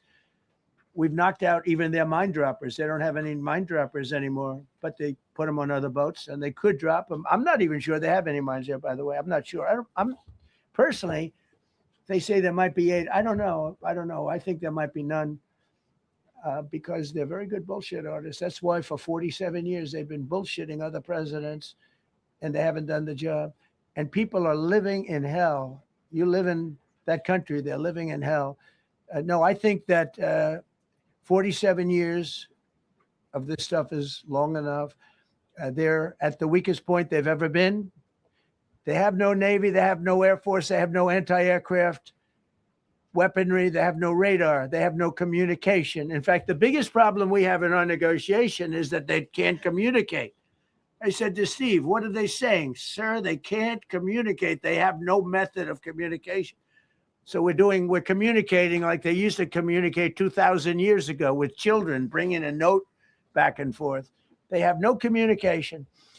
But all I want to see is I want to have a safe world. And you're not going to have a safe world. Israel will be gone. The Middle East will be gone. And then they're coming for Europe. And I have to tell you, I'm very disappointed in NATO. Very. I think that NATO... I think it's a mark on NATO that will never disappear in my mind. You know, they're coming to see me on Wednesday. They're going to say, oh, we'll do this, we'll do that. Now they all of a sudden want to send things, you know. But they said it loud and clear at the beginning when I spoke to UK of all. I would have said they would have been the first because they're the oldest. And I say, yeah, I'd love to have a little help. He said, no, sir, we'd rather wait till you win. I said, I don't need help after we win. They have 2 old broken aircraft carriers, barely work. I said, I guess we can use them. Who the hell knows? I called the general. He didn't even want them. He said, we don't really need them. We got the SS Abraham Lincoln, sir. We don't need them. You know, we have, in terms of technology, we had one day 101 missiles going at 2,700 miles an hour aimed at the Abraham Lincoln. 101 missiles. Out of 101 missiles, 101 missiles were shot down. Unbelievable technology. 10 years ago, 5 years ago, I don't know if that would have been possible. But 10 years ago, that wouldn't have been possible. 101 missiles heading to a ship that's not that far off the coast. And out of the 101 missiles, we shot down all 101. We have weaponry. The Patriots are unbelievable. We have weaponry that's unbelievable. Yeah. Go ahead, please. Yes. Thank you, Mr. President. You said earlier today during the egg roll that you would like to take Iran's oil, but Americans want U.S. forces home. Correct. What's that trade-off? If I had my choice, yeah, because I'm a businessman first. With Venezuela, as you know, the war was over in about 45 minutes. And we have great people running Venezuela, very good people. I mean, the relationship is good. And we are a partner with Venezuela. And we've taken hundreds of millions of barrels, hundreds of millions. Over 100 million barrels already is in Houston, refined and out. And paid paid for that war many, many times over, many times. You know, the old days, to the victim. Okay, you know that. To the winner belong the spoils, go the spoils. And I've said, why don't we use it? To the victor, go the spoils. And we don't have that. We haven't had that in this country probably in 100 years, because even the Second World War, you look at the Second World War, we didn't have it with the Second World. We helped rebuild all those countries. We rebuilt Germany. How about Germany telling us that, well, it's not their war. We had nothing to do with it. They wanted me to go and tell them everything I was doing. We didn't know anything about it. Well, if I would have told them, they would have leaked it, and we wouldn't have been nearly as successful, possibly, right? But to the victor belong the spoils. So we haven't heard that in, I think, maybe hundreds of years. Now with Venezuela, and we, just so you understand, the people of Venezuela, they say if I ran for president of Venezuela, I'm polling higher than anybody has ever polled in Venezuela. So after I'm finished with this, I can go to Venezuela. I will quickly learn Spanish. It won't take too long. I'm good at language. And I will go to Venezuela. I'm going to run for president. But we're very happy with the president-elect that we have right now, the people that are running it. If you remember Bush with Iraq, they fired the generals, they fired the police, they fired the people that worked in their equivalent of the White House. They fired everybody. And you know what they had? They had a mess. And you know what happened? ISIS formed.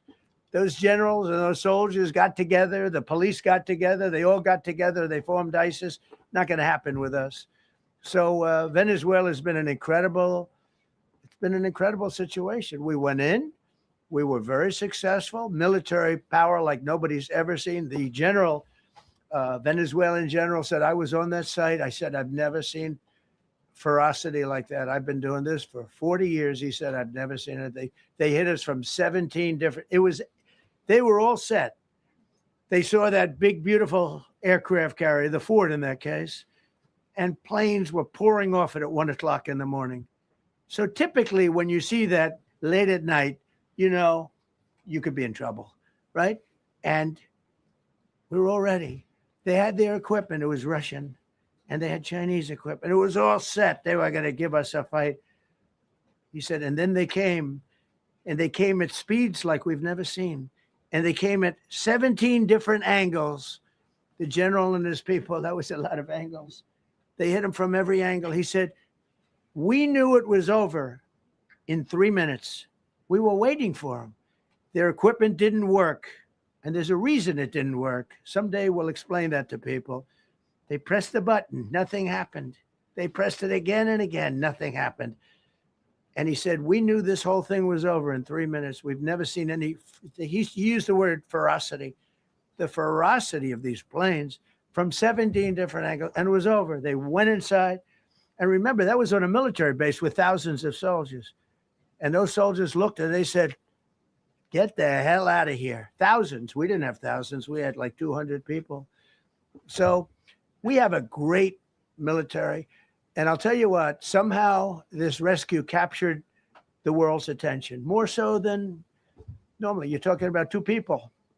But this rescue captured the world's attention.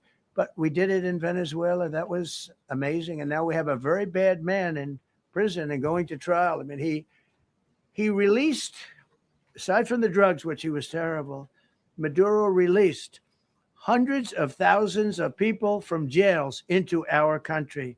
Drug dealers, murderers, the worst people in the world were released into our country because we had a stupid president who probably didn't know. And we had a border czar who never went to the border and never once called our great border patrol agents, right? Not once, Kamala.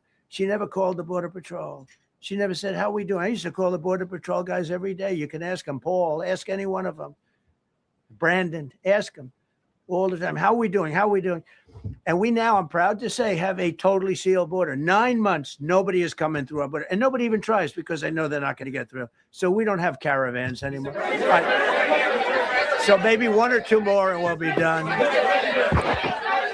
Mr. President, are you allowed to, or are you willing to end this conflict with Iran charging tolls for passage through the strait? Us charging tolls? Iran. What about us charging tolls? Because that something you're considering? I'd rather do that than let them have them, right? Why shouldn't we? We're the winner. We won, okay? They are militarily defeated. The only thing they have is the psychology of, oh, we're going to drop a couple of mines in the water, all right? No, we have a concept where we'll charge tolls, okay? I thought you meant us. Your question would have been more accurate if you said us. Go ahead. So just to clarify, in order for Iran to successfully meet your deadline tomorrow, do they have to make a deal, open the strait, or both? We have to have a deal that's acceptable to me. And part of that deal is going to be, we want free traffic of oil and everything else. Mr. President, thank you very much. You've said glory be to God in this conflict. Do you believe that God supports the United States' actions in this I do, war? because And have you God sought is his direction? good, because God is good, and God wants to see people taken care of. God doesn't like what's happening. I don't like what's happening. Everyone says, I don't enjoy this. I don't enjoy it. These two guys don't enjoy it. You know, people say, oh boy, they're so tough. I don't like seeing people killed. I've ended 8 wars. Nobody's ever done it. The person who won the Nobel Prize came to me and said, you deserve the Nobel Prize. She announced that when they announced, they said, goes to Maria. She's a great person, really a good person. She said, no. This is ridiculous. They gave me the Nobel Prize. President Trump ended 8 wars. I could go over every one of them, including India and Pakistan, where the Prime Minister of Pakistan said, President Trump saved from 30 to 50 million lives. That makes me much happier than what we're doing right now. That makes me much happier. We have one more to end, by the way. Okay. President, you called yesterday in your Truth Social, you called the Iranians crazy bastards. True. What is your response to critics who say that I don't care about critics. What is your response to critics who say that it is your mental health that should perhaps be examined as this war continues? I haven't heard that. But if that's the case, you're going to have more people like me, because our country was being ripped off on trade, on everything for many years until I came along. So if that's the case, you're going to have more people. Dasha, go ahead. Dasha, go. You said that very little is off limits in Iran as far as targeting, Yeah. including power plants, bridges. You've mentioned those. Very little is off limits. Are there certain kinds of civilian targets, though? I'm thinking schools I don't want to or tell you that. hospitals that you I don't would want to say tell you is that. off- We have a plan, because of the power of our military, where every bridge in Iran will be decimated by 12 o'clock tomorrow night, where every power plant in Iran will be out of business, burning, exploding, and never to be used again. I mean, complete demolition by 12 o'clock. And it'll happen over a period of 4 hours if we wanted to. We don't want that to happen. We may even get involved with helping them rebuild their nation. And you know what? If that's the case, the last thing we want to do is start with power plants, which are among the most expensive thing, and bridges. You saw the bridge went. We were very close to a deal. And then I got a call from Mr. Witkoff, Mr. Kushner, and JD saying, I think they're breaking the deal. I said, tell them that's okay. Don't worry about it. But tell them to look out their window and watch. And within 45 minutes, I gave the order to knock out the biggest bridge. I gave the order, knock out the biggest bridge in, I believe, the Middle East, but the biggest bridge in Iran. And within 10 minutes after I gave that order, that bridge was over. So do I want to do that? No. Do I want to destroy their infrastructure? No. It will take them 100 years to rebuild. Right now, if we left today, it would take them 20 years to rebuild their country, and it would never be as good as it was. And the only way they're going to be able to rebuild their country is to utilize the genius of the United States of America. Mr. President, on NATO, you voiced your displeasure with NATO in the past. Is there a danger to the U.S. not being the de facto of the leader of the alliance, and then other powers within the alliance then getting the decision making when it comes to wars and nuclear weapons? No, it's not a danger. Look, we went to NATO. I didn't ask very strongly. I just said, hey, if you want to help, great. No, we will not help. I said, that's all right. You don't want to help? because I've always said NATO's a paper tiger. See, NATO is a paper tiger. Putin's not afraid of NATO. Putin's afraid of us, very afraid of us. And he's explained it to me a lot of times. I got to know him very well. I know him very well. NATO is a paper tiger. NATO is us. And when we needed them, we didn't need them, by the way. We didn't need them, obviously, because they haven't helped at all. Just the opposite. They've actually gone out of their way not to help. They didn't even want to give us landing strips. Think of it. And it's not just NATO. You know who else didn't help us? South Korea didn't help us. You know who else didn't help us? Australia didn't help us. You know who else didn't help us? Japan. We've got 50,000 soldiers in Japan to protect them from North Korea. We have 45,000 soldiers in South Korea to protect us from Kim Jong-un, who I get along with very well, as you know. Do you notice he said very nice things about me? He used to call Joe Biden a mentally retarded person, okay? So don't tell me about your stuff. Joe Biden, he said he's a mentally retarded person. He was so nasty to Joe Biden. It was terrible. But to me, he likes Trump. And do you notice how nice things are with North Korea? It's very nice. But we have 45,000 people, soldiers, in harm's way, and right next to Kim Jong-un with a lot of nuclear weapons. 45, which should have never happened if a certain president, I'm not going to mention this president because I happen to like him, believe it or not, but if a certain president did his job, Kim Jong-un would not have nuclear weapons right now. But they were all afraid to do their job properly.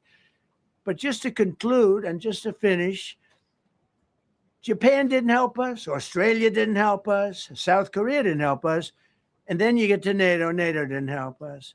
There were some countries that did. Now, countries that have been good, now you could also say they're got to be a little bit more involved because they're in the territory, but Saudi Arabia has been excellent, Qatar has been excellent, UAE has been excellent, Bahrain, Kuwait. I mean, Kuwait did shoot down 3 of our planes. The only planes really that we lost with friendly fire, they call it. I call it unfriendly fire. They unfortunately didn't know how to use our great Patriots.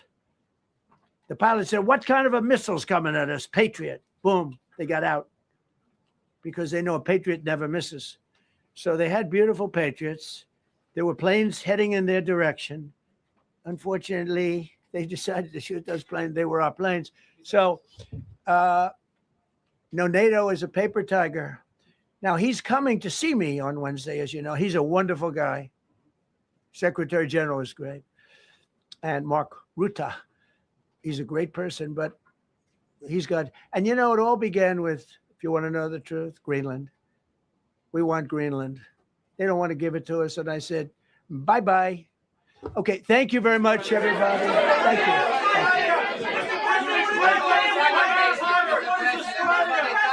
Holy crap. What a banger from Trump, just as you would expect. Damn. There was a lot there. There's a lot there. Wow. First of all, the mods probably did not delete your post unless you were spamming. You were probably auto-deleted by YouTube. This is a common problem on YouTube. They auto-delete stuff all the time. So I will have my mods back on that. So the mods almost certainly did not, unless you used a gamer word or something like that. John says, time for late lunch at Culver's. That sounds damn good right there. Okay, so Trump just dropped a bunch of information there. That was a hell of a press conference by Trump, just as we expect. Wow. There's a lot to take in there. Him calling, or him to my Kim Jong-un calling Biden retarded is freaking amazing. Woo!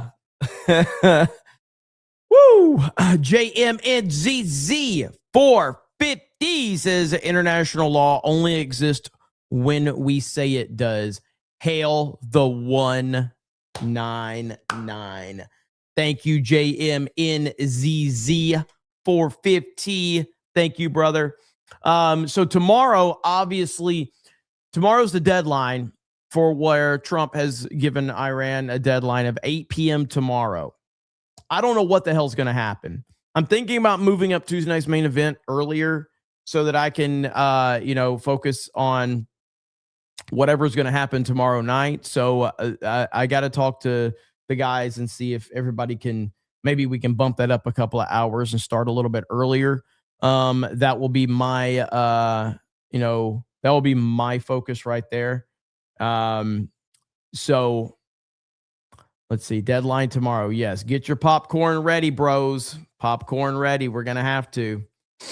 So we'll see. We'll see how we can go through all of that. But yeah, I mean, there's just the part where he went off on the fake news reporter from the New York Times. You can't teach what Trump does. You either have it or you don't, and he just has it. When he talked about gay people in Iran being thrown off buildings. Every time a reporter asks a question that he doesn't recognize, he's like, who are you with? And then that's going to set the tone for how this is going to go. And I know every single one of these reporters knows that as soon as they have to answer and tell Trump where they're from, I know they're dreading it to say like New York Times or whatever. Black Snake for 9 says, remove Dan Vask wrench until he finishes Man Buns Are Gay. Good old Dan. Is January 6th here? Is he here? It'll never be the same after Trump. It will not. It will be impossible for anyone.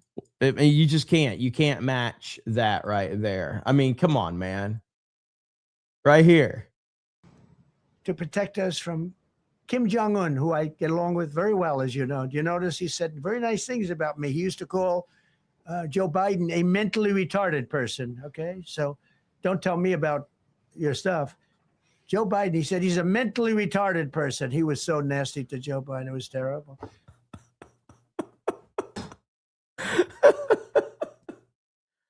Oh my gosh, man. It's so good. I can't believe we are witnessing this. Now, something I want to bring up that happened over the weekend, and this is to show you that the true evil that we are dealing with right now, okay? Because there is true evil right now. And President Trump is dealing with that true evil every single day. So while President Trump and the administration were focusing on saving the American pilots, do you know what the narrative being built was? The narrative being built while Trump is in the White House working with his team so that they could save these American pilots. Do you know what the narrative being built was? The narrative being built was that President Trump was facing a medical emergency and that he may be dead. This is the evil people that we are dealing with right now. What we experienced in the last 24 hours from the left was nothing short of demonic. While President Trump was working all day on a critical mission to rescue an American pilot, the left ran a massive campaign pushing the lie that he was dead. This is insanity. But this is what was going on everywhere. And you see it right here. Breaking speculation is rising that Donald Trump is at Walter Reed Medical Center. Is Donald Trump at Walter Reed? There are credible reports that Donald Trump has been hospitalized. It's just absolutely crazy, man. Widespread. Folks are saying that Trump is currently at Walter Reed Hospital.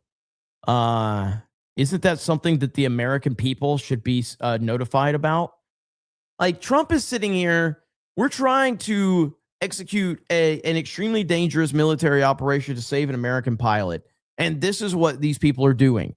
Evil pieces of shit. Evil. And now that has been proven wrong, now the narrative is that Trump is the Mad King now. He's the Mad King and we have to stop him. He is off. He's completely lost his mind. Right there. There it is. Congress needs to move to remove the Mad King Trump. Remove the Mad King. Some evil, evil stuff is going on right now. And I hope everybody is paying attention to that. In fact, look at this right here. Now, again, I want you to understand this was in 2016. Okay. Let's put this into perspective. 2016. Okay. Billy Bush reveals that ABC News created a 75-person team in 2016 whose only job was to destroy Donald Trump's career. I'm going to repeat that one more time. 2016, ABC News created a 75-person team to destroy President Trump's career. Their determination to find something. Yeah. Imagine going around asking that question. Who has something? Who has, like, there's evil in that. ABC even News if it's somebody that we don't like. They had a division dedicated with 75 people in it, because I know the guy who ran the division, which was dedicated to basically getting him. Wow. And all the big network news did. I understand all of that. Like, what you can do, they have a voice. Now, if you think that that has not increased substantially since then, you're out of your fucking mind. If you don't think that a lot of this evil money has not increased substantially since then, you are not paying attention. You have not been paying attention. This is why I will definitely feel like it's more than likely that a lot of these people are being paid big time. A lot of these podcasters, and we're not listen, I'm on YouTube. I do okay, but thankfully because of the people, because I don't do as much in ad revenue as other people do, because I don't make as many videos. I need to make more videos, but point being is, like, looking at Candace Owens, for instance, she gets huge live stream viewers. She gets tons of super chats, and obviously she's going to get ad revenue from that as well. I'm an idiot. I don't turn ads on my streams like I should, because I lose hundreds of thousands of dollars a year by not turning ads on, but whatever. Point being is that I know what type of money Candace Owens makes, generally speaking, from her ad revenue. And it's good. It's damn good money, okay? Don't get me wrong. She's making damn good money. But she's not making life-changing money to the level that it would take to go all in on this anti-American narrative that she's building. She's got to be getting money from somebody else. She's got to be. And all of these other people have got to be getting an insane amount of money from somewhere else in order to push the narrative that they are pushing. Got to be. On top of that, how is she? And to be fair, I think everybody should be allowed on YouTube. So I'm not questioning that. I'm not calling for anybody to be banned. What I'm questioning, though, is that I've seen what people that have had banned channels were banned for. How the hell is Candace, the person that builds the narrative that you can't criticize Israel or the Jews, she's like featured on fucking YouTube. She's like YouTube's favorite fucking person, but she's running the narrative that she's being silenced. Well, none of this shit makes any sense, dude. All you need to have is the slightest bit of fucking common sense. That's all you need. But the people she's talking to don't have that ability to have that common sense. Let's see. Metal Life says, do you think NASCAR embracing Cletus is genuine? I mean, I think that they see a good opportunity for a guy with a huge amount of following. Yeah, I mean, I guess, like, I don't know if you mean it's genuine. It's genuine from a business standpoint. They see a good opportunity. So I see it from that perspective. Ministry of Phone Thing says ABC was owned by Disney, by the way. 100%. Zero says dying channel tax. Salty Source Rex says, Jeremy, you're invited to Ralph Mail's wedding. Bish. Is he getting married? Is he getting married? That's hilarious. I don't keep up. So I could not tell you what was going on from there. You Provide Geeks is a bit old school, I know, but it's tried and true. Want to shut a bully up, punch them in the mouth, knock out some teeth. The bully will think twice before flapping their jaws moving forward. 100%. Thank you, You Provide King. Ministry of Rome thing, you sent me another one on Rumble, but I can't find it right now. I'll see if I can find it. I know you sent one. Maybe you didn't send another. Maybe I'm wrong about that. But yeah, so again, I want to put the emphasis on this. 75-person team created in 2016 just by ABC alone. Can you imagine the amount of people that are working now behind the scenes to destroy Trump, to destroy MAGA? Can you imagine the amount of money that's out there? You imagine the amount of money that people are being paid that have influence to destroy Trump. If ABC put a 75-person team together in 2016, this is back when they believed that Trump couldn't even win, by the way. This is when they believed Trump couldn't win, but we want to discredit him anyway. Now, think about how much is involved. Yikes. Epically Eddie says, powered by the people tax. The name of the game with Geeks and Gamers, man. Thank you so much. It's Pink Shirt says, no need to reschedule Tuesday's main event when it happens. Cover later. Yeah, I'm gonna have to cover that. I mean, I may just have to leave main event and jump over here. I'm not sure. East Coast Host Boy says Israel is paying Candace Mossad. Dun dun dun. Again, I go back to that comment with Bill Maher and Anna Kasparian. Like, the fact that she couldn't simply say the most obvious answer puts it in total perspective right there. There's more too, by the way. Let me pull this up because right, got that one. This right here. Tim Dillon is a perfect example of a podcast pro. Hopped on the Trump train to gain fame. Didn't take but a few months for him to turn on Trump in 2025. So he was all on the Trump train, and then suddenly, boom, just a few months later, let me go ahead and turn on Trump. Donald Trump is the most famous human being in the world. If you don't know who Trump is at this point in time, whose fault is that? And by the way, everybody knows who Trump is. Everybody. So for you to throw your support behind Trump and then suddenly go a couple months later, yeah, this guy's really not who I thought he was. What the fuck are you talking about? He's the most investigated human being on the planet. He's the most well-known person in the world. Everybody knows who he is, and everybody knows what he's about. So he got famous, made money shitting on the left. Now he makes money and stays famous for shitting on the right. Meanwhile, he's a gay white liberal man who's a failed comedian turned podcaster. These people will go along with whatever pays them the most. None of their opinions are real or authentic. Theo Von, Joe Rogan, Tim Dillon, Dave Smith, these guys are not Republicans. They don't speak for us. Remember that.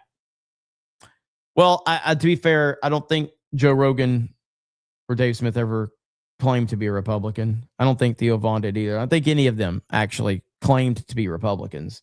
So if I'm calling it like I see it. So let's see. Salty Source Rex says, where is Estro Energy Jer saying F&T fired you? I have no idea what that means. But Jer saying F&T fired you. I don't know what you're talking about. Is that like the meme or whatever?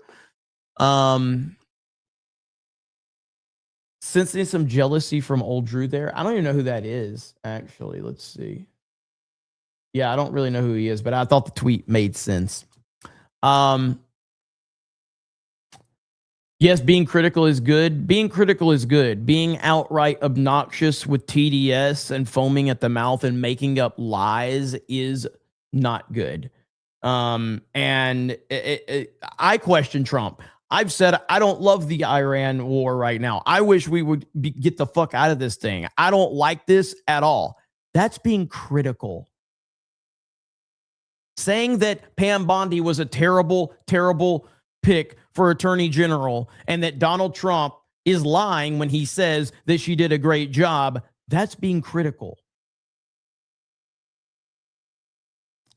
Saying that the Epstein situation is a complete and total disaster and it was mishandled by the administration, and saying that even though Pam Bondi's the attorney general, Trump and Vance were at the White House the day that those binders were handed out.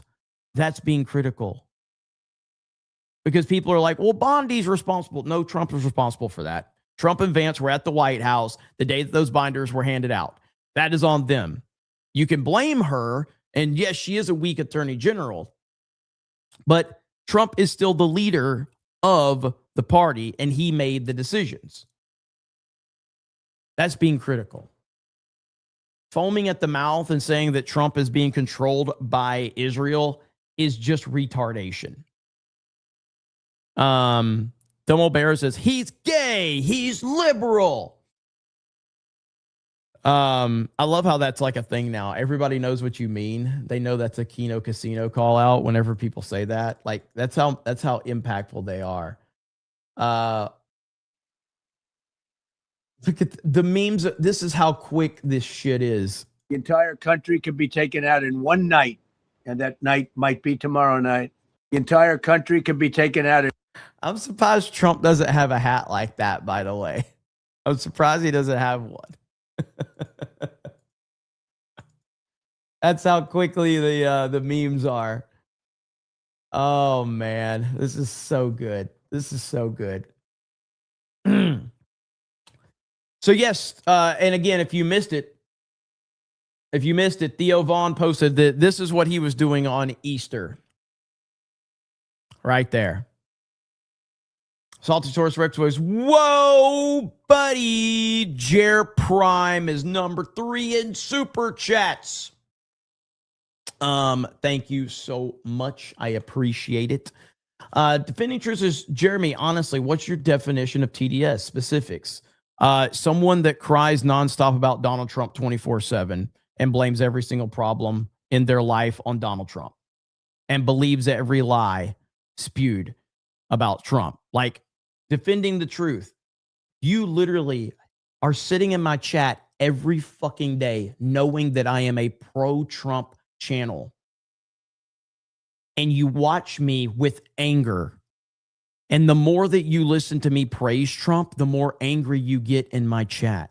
That is the definition. If you don't like Trump, why the fuck are you watching me, bro? Like, seriously, I don't watch podcasters. I don't sit there and watch their whole fucking show if I don't like them. Why the fuck would you do that to yourself? I don't watch Dave fucking Smith. I don't like Dave Smith. I don't like these motherfuckers. I might react to their shit on my show for content. I don't sit there and just watch Dave Smith all day and type in his chat how much anger he makes me.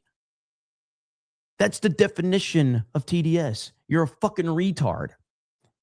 If you hate Trump so much, then go watch No Lie with Brian fucking Tyler or whatever his fucking name is. Go watch him. He'll tell you everything you want to fucking hear. He'll tell you Trump is bad. He'll tell you he's evil. He'll tell you that you're correct. He'll tell you that Trump is working against America and he's working. He'll tell you every fucking thing you want to hear. So why the fuck do you watch me if you hate him so much? Makes no sense to me. Bill Herb says boobs. We can all agree with that. We all agree boobs are good as long as it's not on a man. Or David Pack. Yes. Like, dude, if you hate him so much, if you hate Trump, if you literally think that Donald Trump right now is putting our brave military in harm's way for anything other than security for the United States of America, if you truly believe that, If you believe that Trump is putting our military in harm's way because of a foreign country, then you believe Donald Trump is an evil human being that is actively working against the United States of America. There's no what, like you can't sit there and say anything different. Defending Truth says, because I love you, don't hate you or Trump. Again, if you believe Donald Trump is putting our military in harm's way and costing our country billions and billions and billions of dollars and destroying the stock market for a foreign fucking country, then you believe Donald Trump is an evil person. You believe he's a bad person. You don't get to say that you don't hate Trump when actively believing he's an evil person. It makes no sense. Salty Source Rex with 5 gifted memberships. Like, I think that Joe Biden was an evil man who worked against the best interests of the United States of America every single day that he was in office. I absolutely believe that. I believe Barack Hussein Obama was an evil, evil man who worked against the United States of America. I believe George W. Bush was an evil man who worked against the best interests in the United States of America. On no circumstance will I ever say I don't hate these people. I despise these people. I despise everything about them. So don't mince words. You either have TDS or you don't. And either way is fine. There's plenty of podcasters out there for you to go watch. But you already know what you're going to get with me. You know that I'm a pro-Trump guy. I'm going to defend Trump. Salty Source Rex says, time for subs to felt the quartering. Whoa, buddy.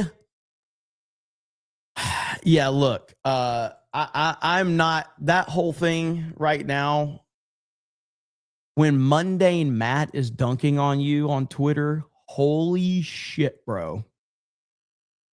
Like, sometimes it's just best to just turn off just get off Twitter, bro. Like, just understand that sometimes we get wrapped up in the social media world so much, and it's just like, get off of Twitter, bro. Like, even for me, I actually removed everything from my Instagram because I haven't been running my Instagram, and I am now I will be running my Instagram now. It's not because anybody did anything wrong, by the way, but we just been posting clips and shit like that. I think we need a CobraCast for that. I'm going to start posting to my Instagram now because Instagram's just a different world than Twitter. Twitter's a fucking shit show, man. Twitter's a shit show. Like, so quartering needs to understand you are way wrapped up in Twitter and you need to understand when to step back.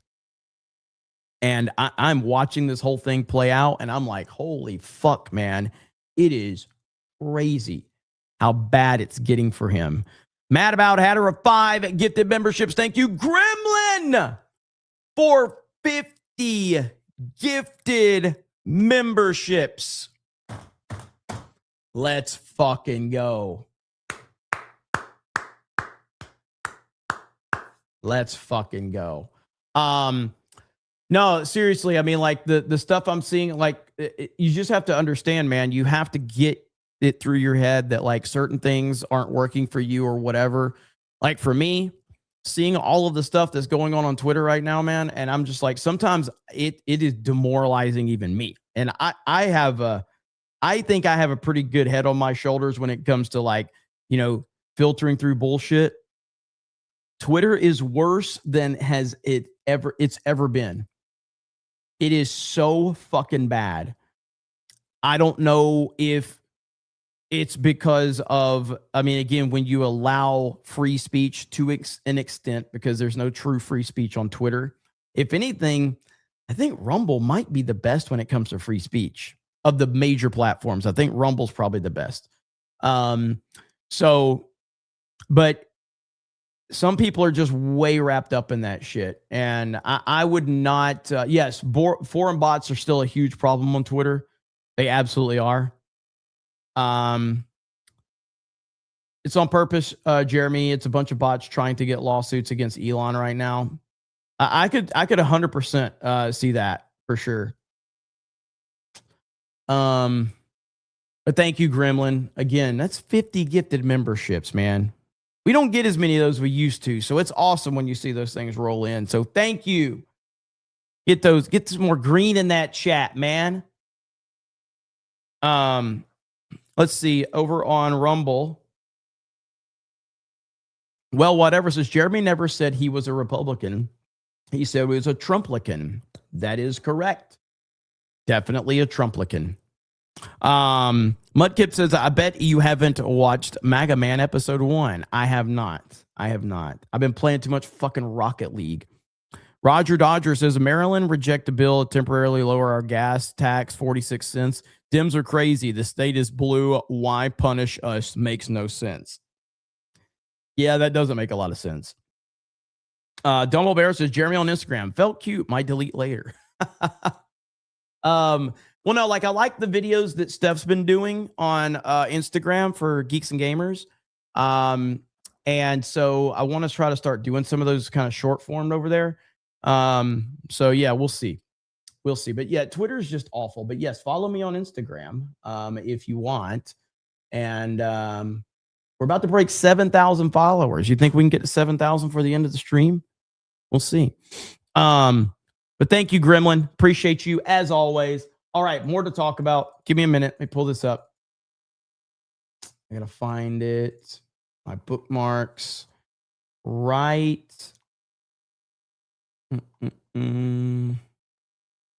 I want to see this. Okay. I have not seen this clip. Stephen A. crying about Trump's tweet. Hang on.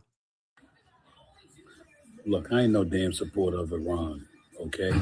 Leading sponsor of terrorism, all of that stuff they want to do to Israel, stuff they've already done to America. I ain't no supporter of that. But you're the president of the United States.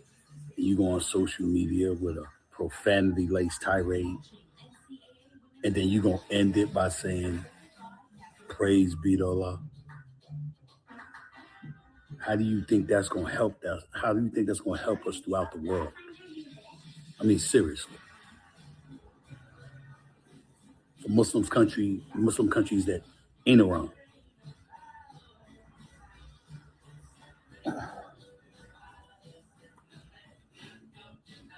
So many pussies.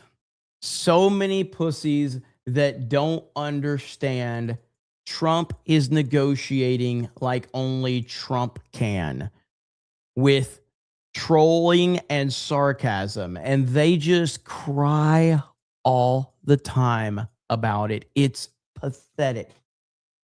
My goodness, dude. How?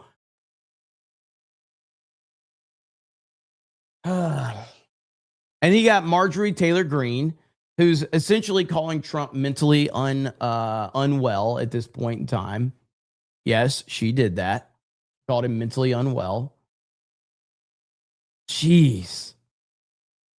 Joe Bits says there's a reason IG is my social app of choice.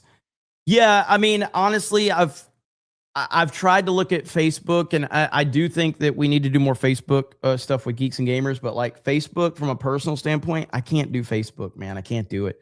There's too much fake bullshit on Facebook. Twitter is actually it is a good one, but right now it is the Thunderdome, and I have never seen it as bad as it is right now. It's awful. IG seems to have the most kind of like mix. So IG is less chaotic, but as based as Twitter. Oh yeah, the racism's awesome on Instagram. I will say that.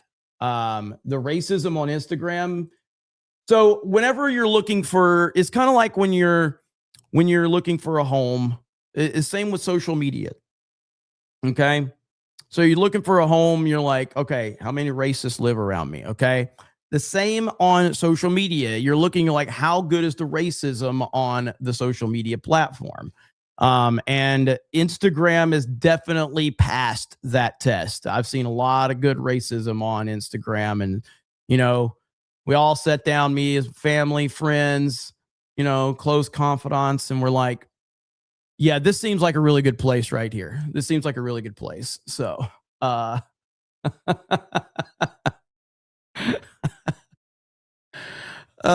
man, it's pretty funny though. Like the shit that Krista has sent me. Let me see if I can find some of this stuff. Hang on. Krista's terrible about sending racist stuff on Instagram. And also like really disturbing stuff as well. I'm like, what are you doing, Krista? God, some of this stuff is awful. What? Okay. Some of this shit I haven't even seen. I'm scrolling through my Instagram messages from Krista, and these are disturbing. Look at this shit right here, okay? I'm gonna play this for the first time. Like, look at this.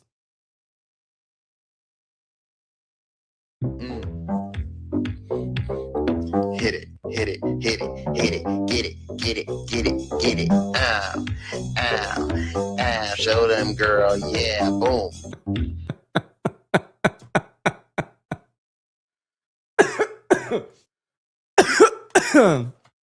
Why did she send that to me? Why did she send that to me?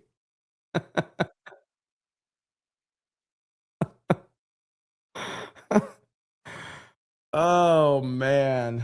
Holy crap. She did send me this one right here, which I needed to play this one on Friday Night Tights. Or main event right here. This is actually a pretty great one. Look at this.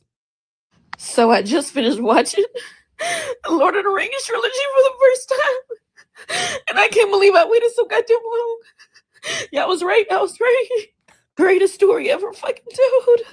The shit is just, I literally just thought it was just men fighting. I was like, I don't understand why my dad and everybody like this movie so much. Shit is about friendship, loyalty, bravery, courage, perseverance, resilience, so much fucking more. I don't think I was ever expecting to be so impacted and moved by this series. It was a me before Lord of the Rings. And a me after. And a me after is a completely different person. I've been changed for the better. Wow. And Sam is him. So I just finished watching. And then there's this one. Girl, I finished Lord of the Rings last night. Woke up crying again today. I just gotta say, this is a Sam appreciation post from that moment when they was in that water. And he said, I told myself I'm not gonna leave you, Frodo. Through this entire journey, I'm like, Sam is the embodiment of what a friend should be, who we all should be like.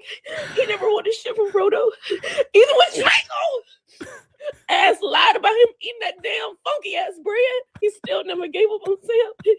He still fought his way back. Even when he knew it was a possibility he would never see his girl Rosie. This is real stuff right here, man. By Sam's side. And I just can't express how much I love him. And honestly, player, you know I love me some Daddy Aragon, but you the true hero. You the true warrior. That's why we bowing to you. Matter of fact, yeah, Sam Wise the brave, Sam Wise the go. Girl.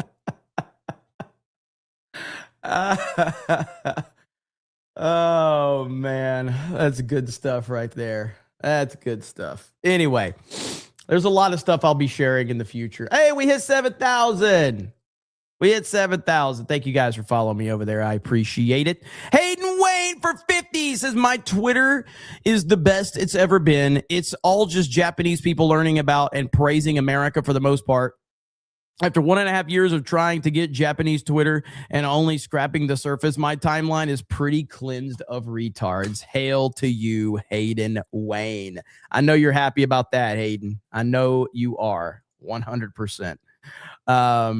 Thank you, brother. Defending Truth is Boomer Book, Indian X, Jew Talk, and Honest IG. Pretty much. Zachary says, Candace called the Trump administration's satanic. Yeah, I mean, she's completely deranged. Mad About Hatter says no bathroom break until Beardo. Unlike Beardo, respect tax. You know that's how we roll. Munchie Ninja says my Insta feed is just Gypsy Crusader memes. I love it. And I think we're gonna end right there because I got to do another stream tonight. We got another stream tonight. That's right. In fact, we're gonna be so busy, so we got another stream tonight. Then another gaming stream. All right. So multiple streams. Darth Manic says Stephen A's nose can land a plane while bottom lip parks it. All right. So we will have another stream tonight, another CobraCast, and then a gaming stream on top of that. I hope it's not a 5 or 6 hour gaming stream. I ain't got time for that shit. Okay. But we will do another CobraCast later tonight. And I'm going to have some IG stuff to share with all of you, along with Twitter. I'm still on Twitter. I'm still on, all these other platforms as well. So don't worry. Yeah, but thank you guys for hanging out. Also, if you did not see, did I say Nazi? You can follow me on Criticalist, and we do have the Snake Pit group right here. We just broke 100 members over there. So good to see all of you over there. Thank you. But thank you all so much for the support. Again, Gremlin for those 50 gifted memberships. Absolutely insane. Yes, Cam Man mini streams. So another CobraCast later tonight to catch up on the fallout from Trump's speech, because you know that there's going to be a ton of people crying and reacting and screeching over that. So we will cover all of that. And then another gaming stream after that over on D-Day Cobra Gaming. So thank you all so much. Waffle Master says, how dumb do you have to be to not realize it's a mix of sarcasm and using their religion to threaten, negotiate, like he said? Yeah, I mean, the fact that people just can't see that is crazy to me.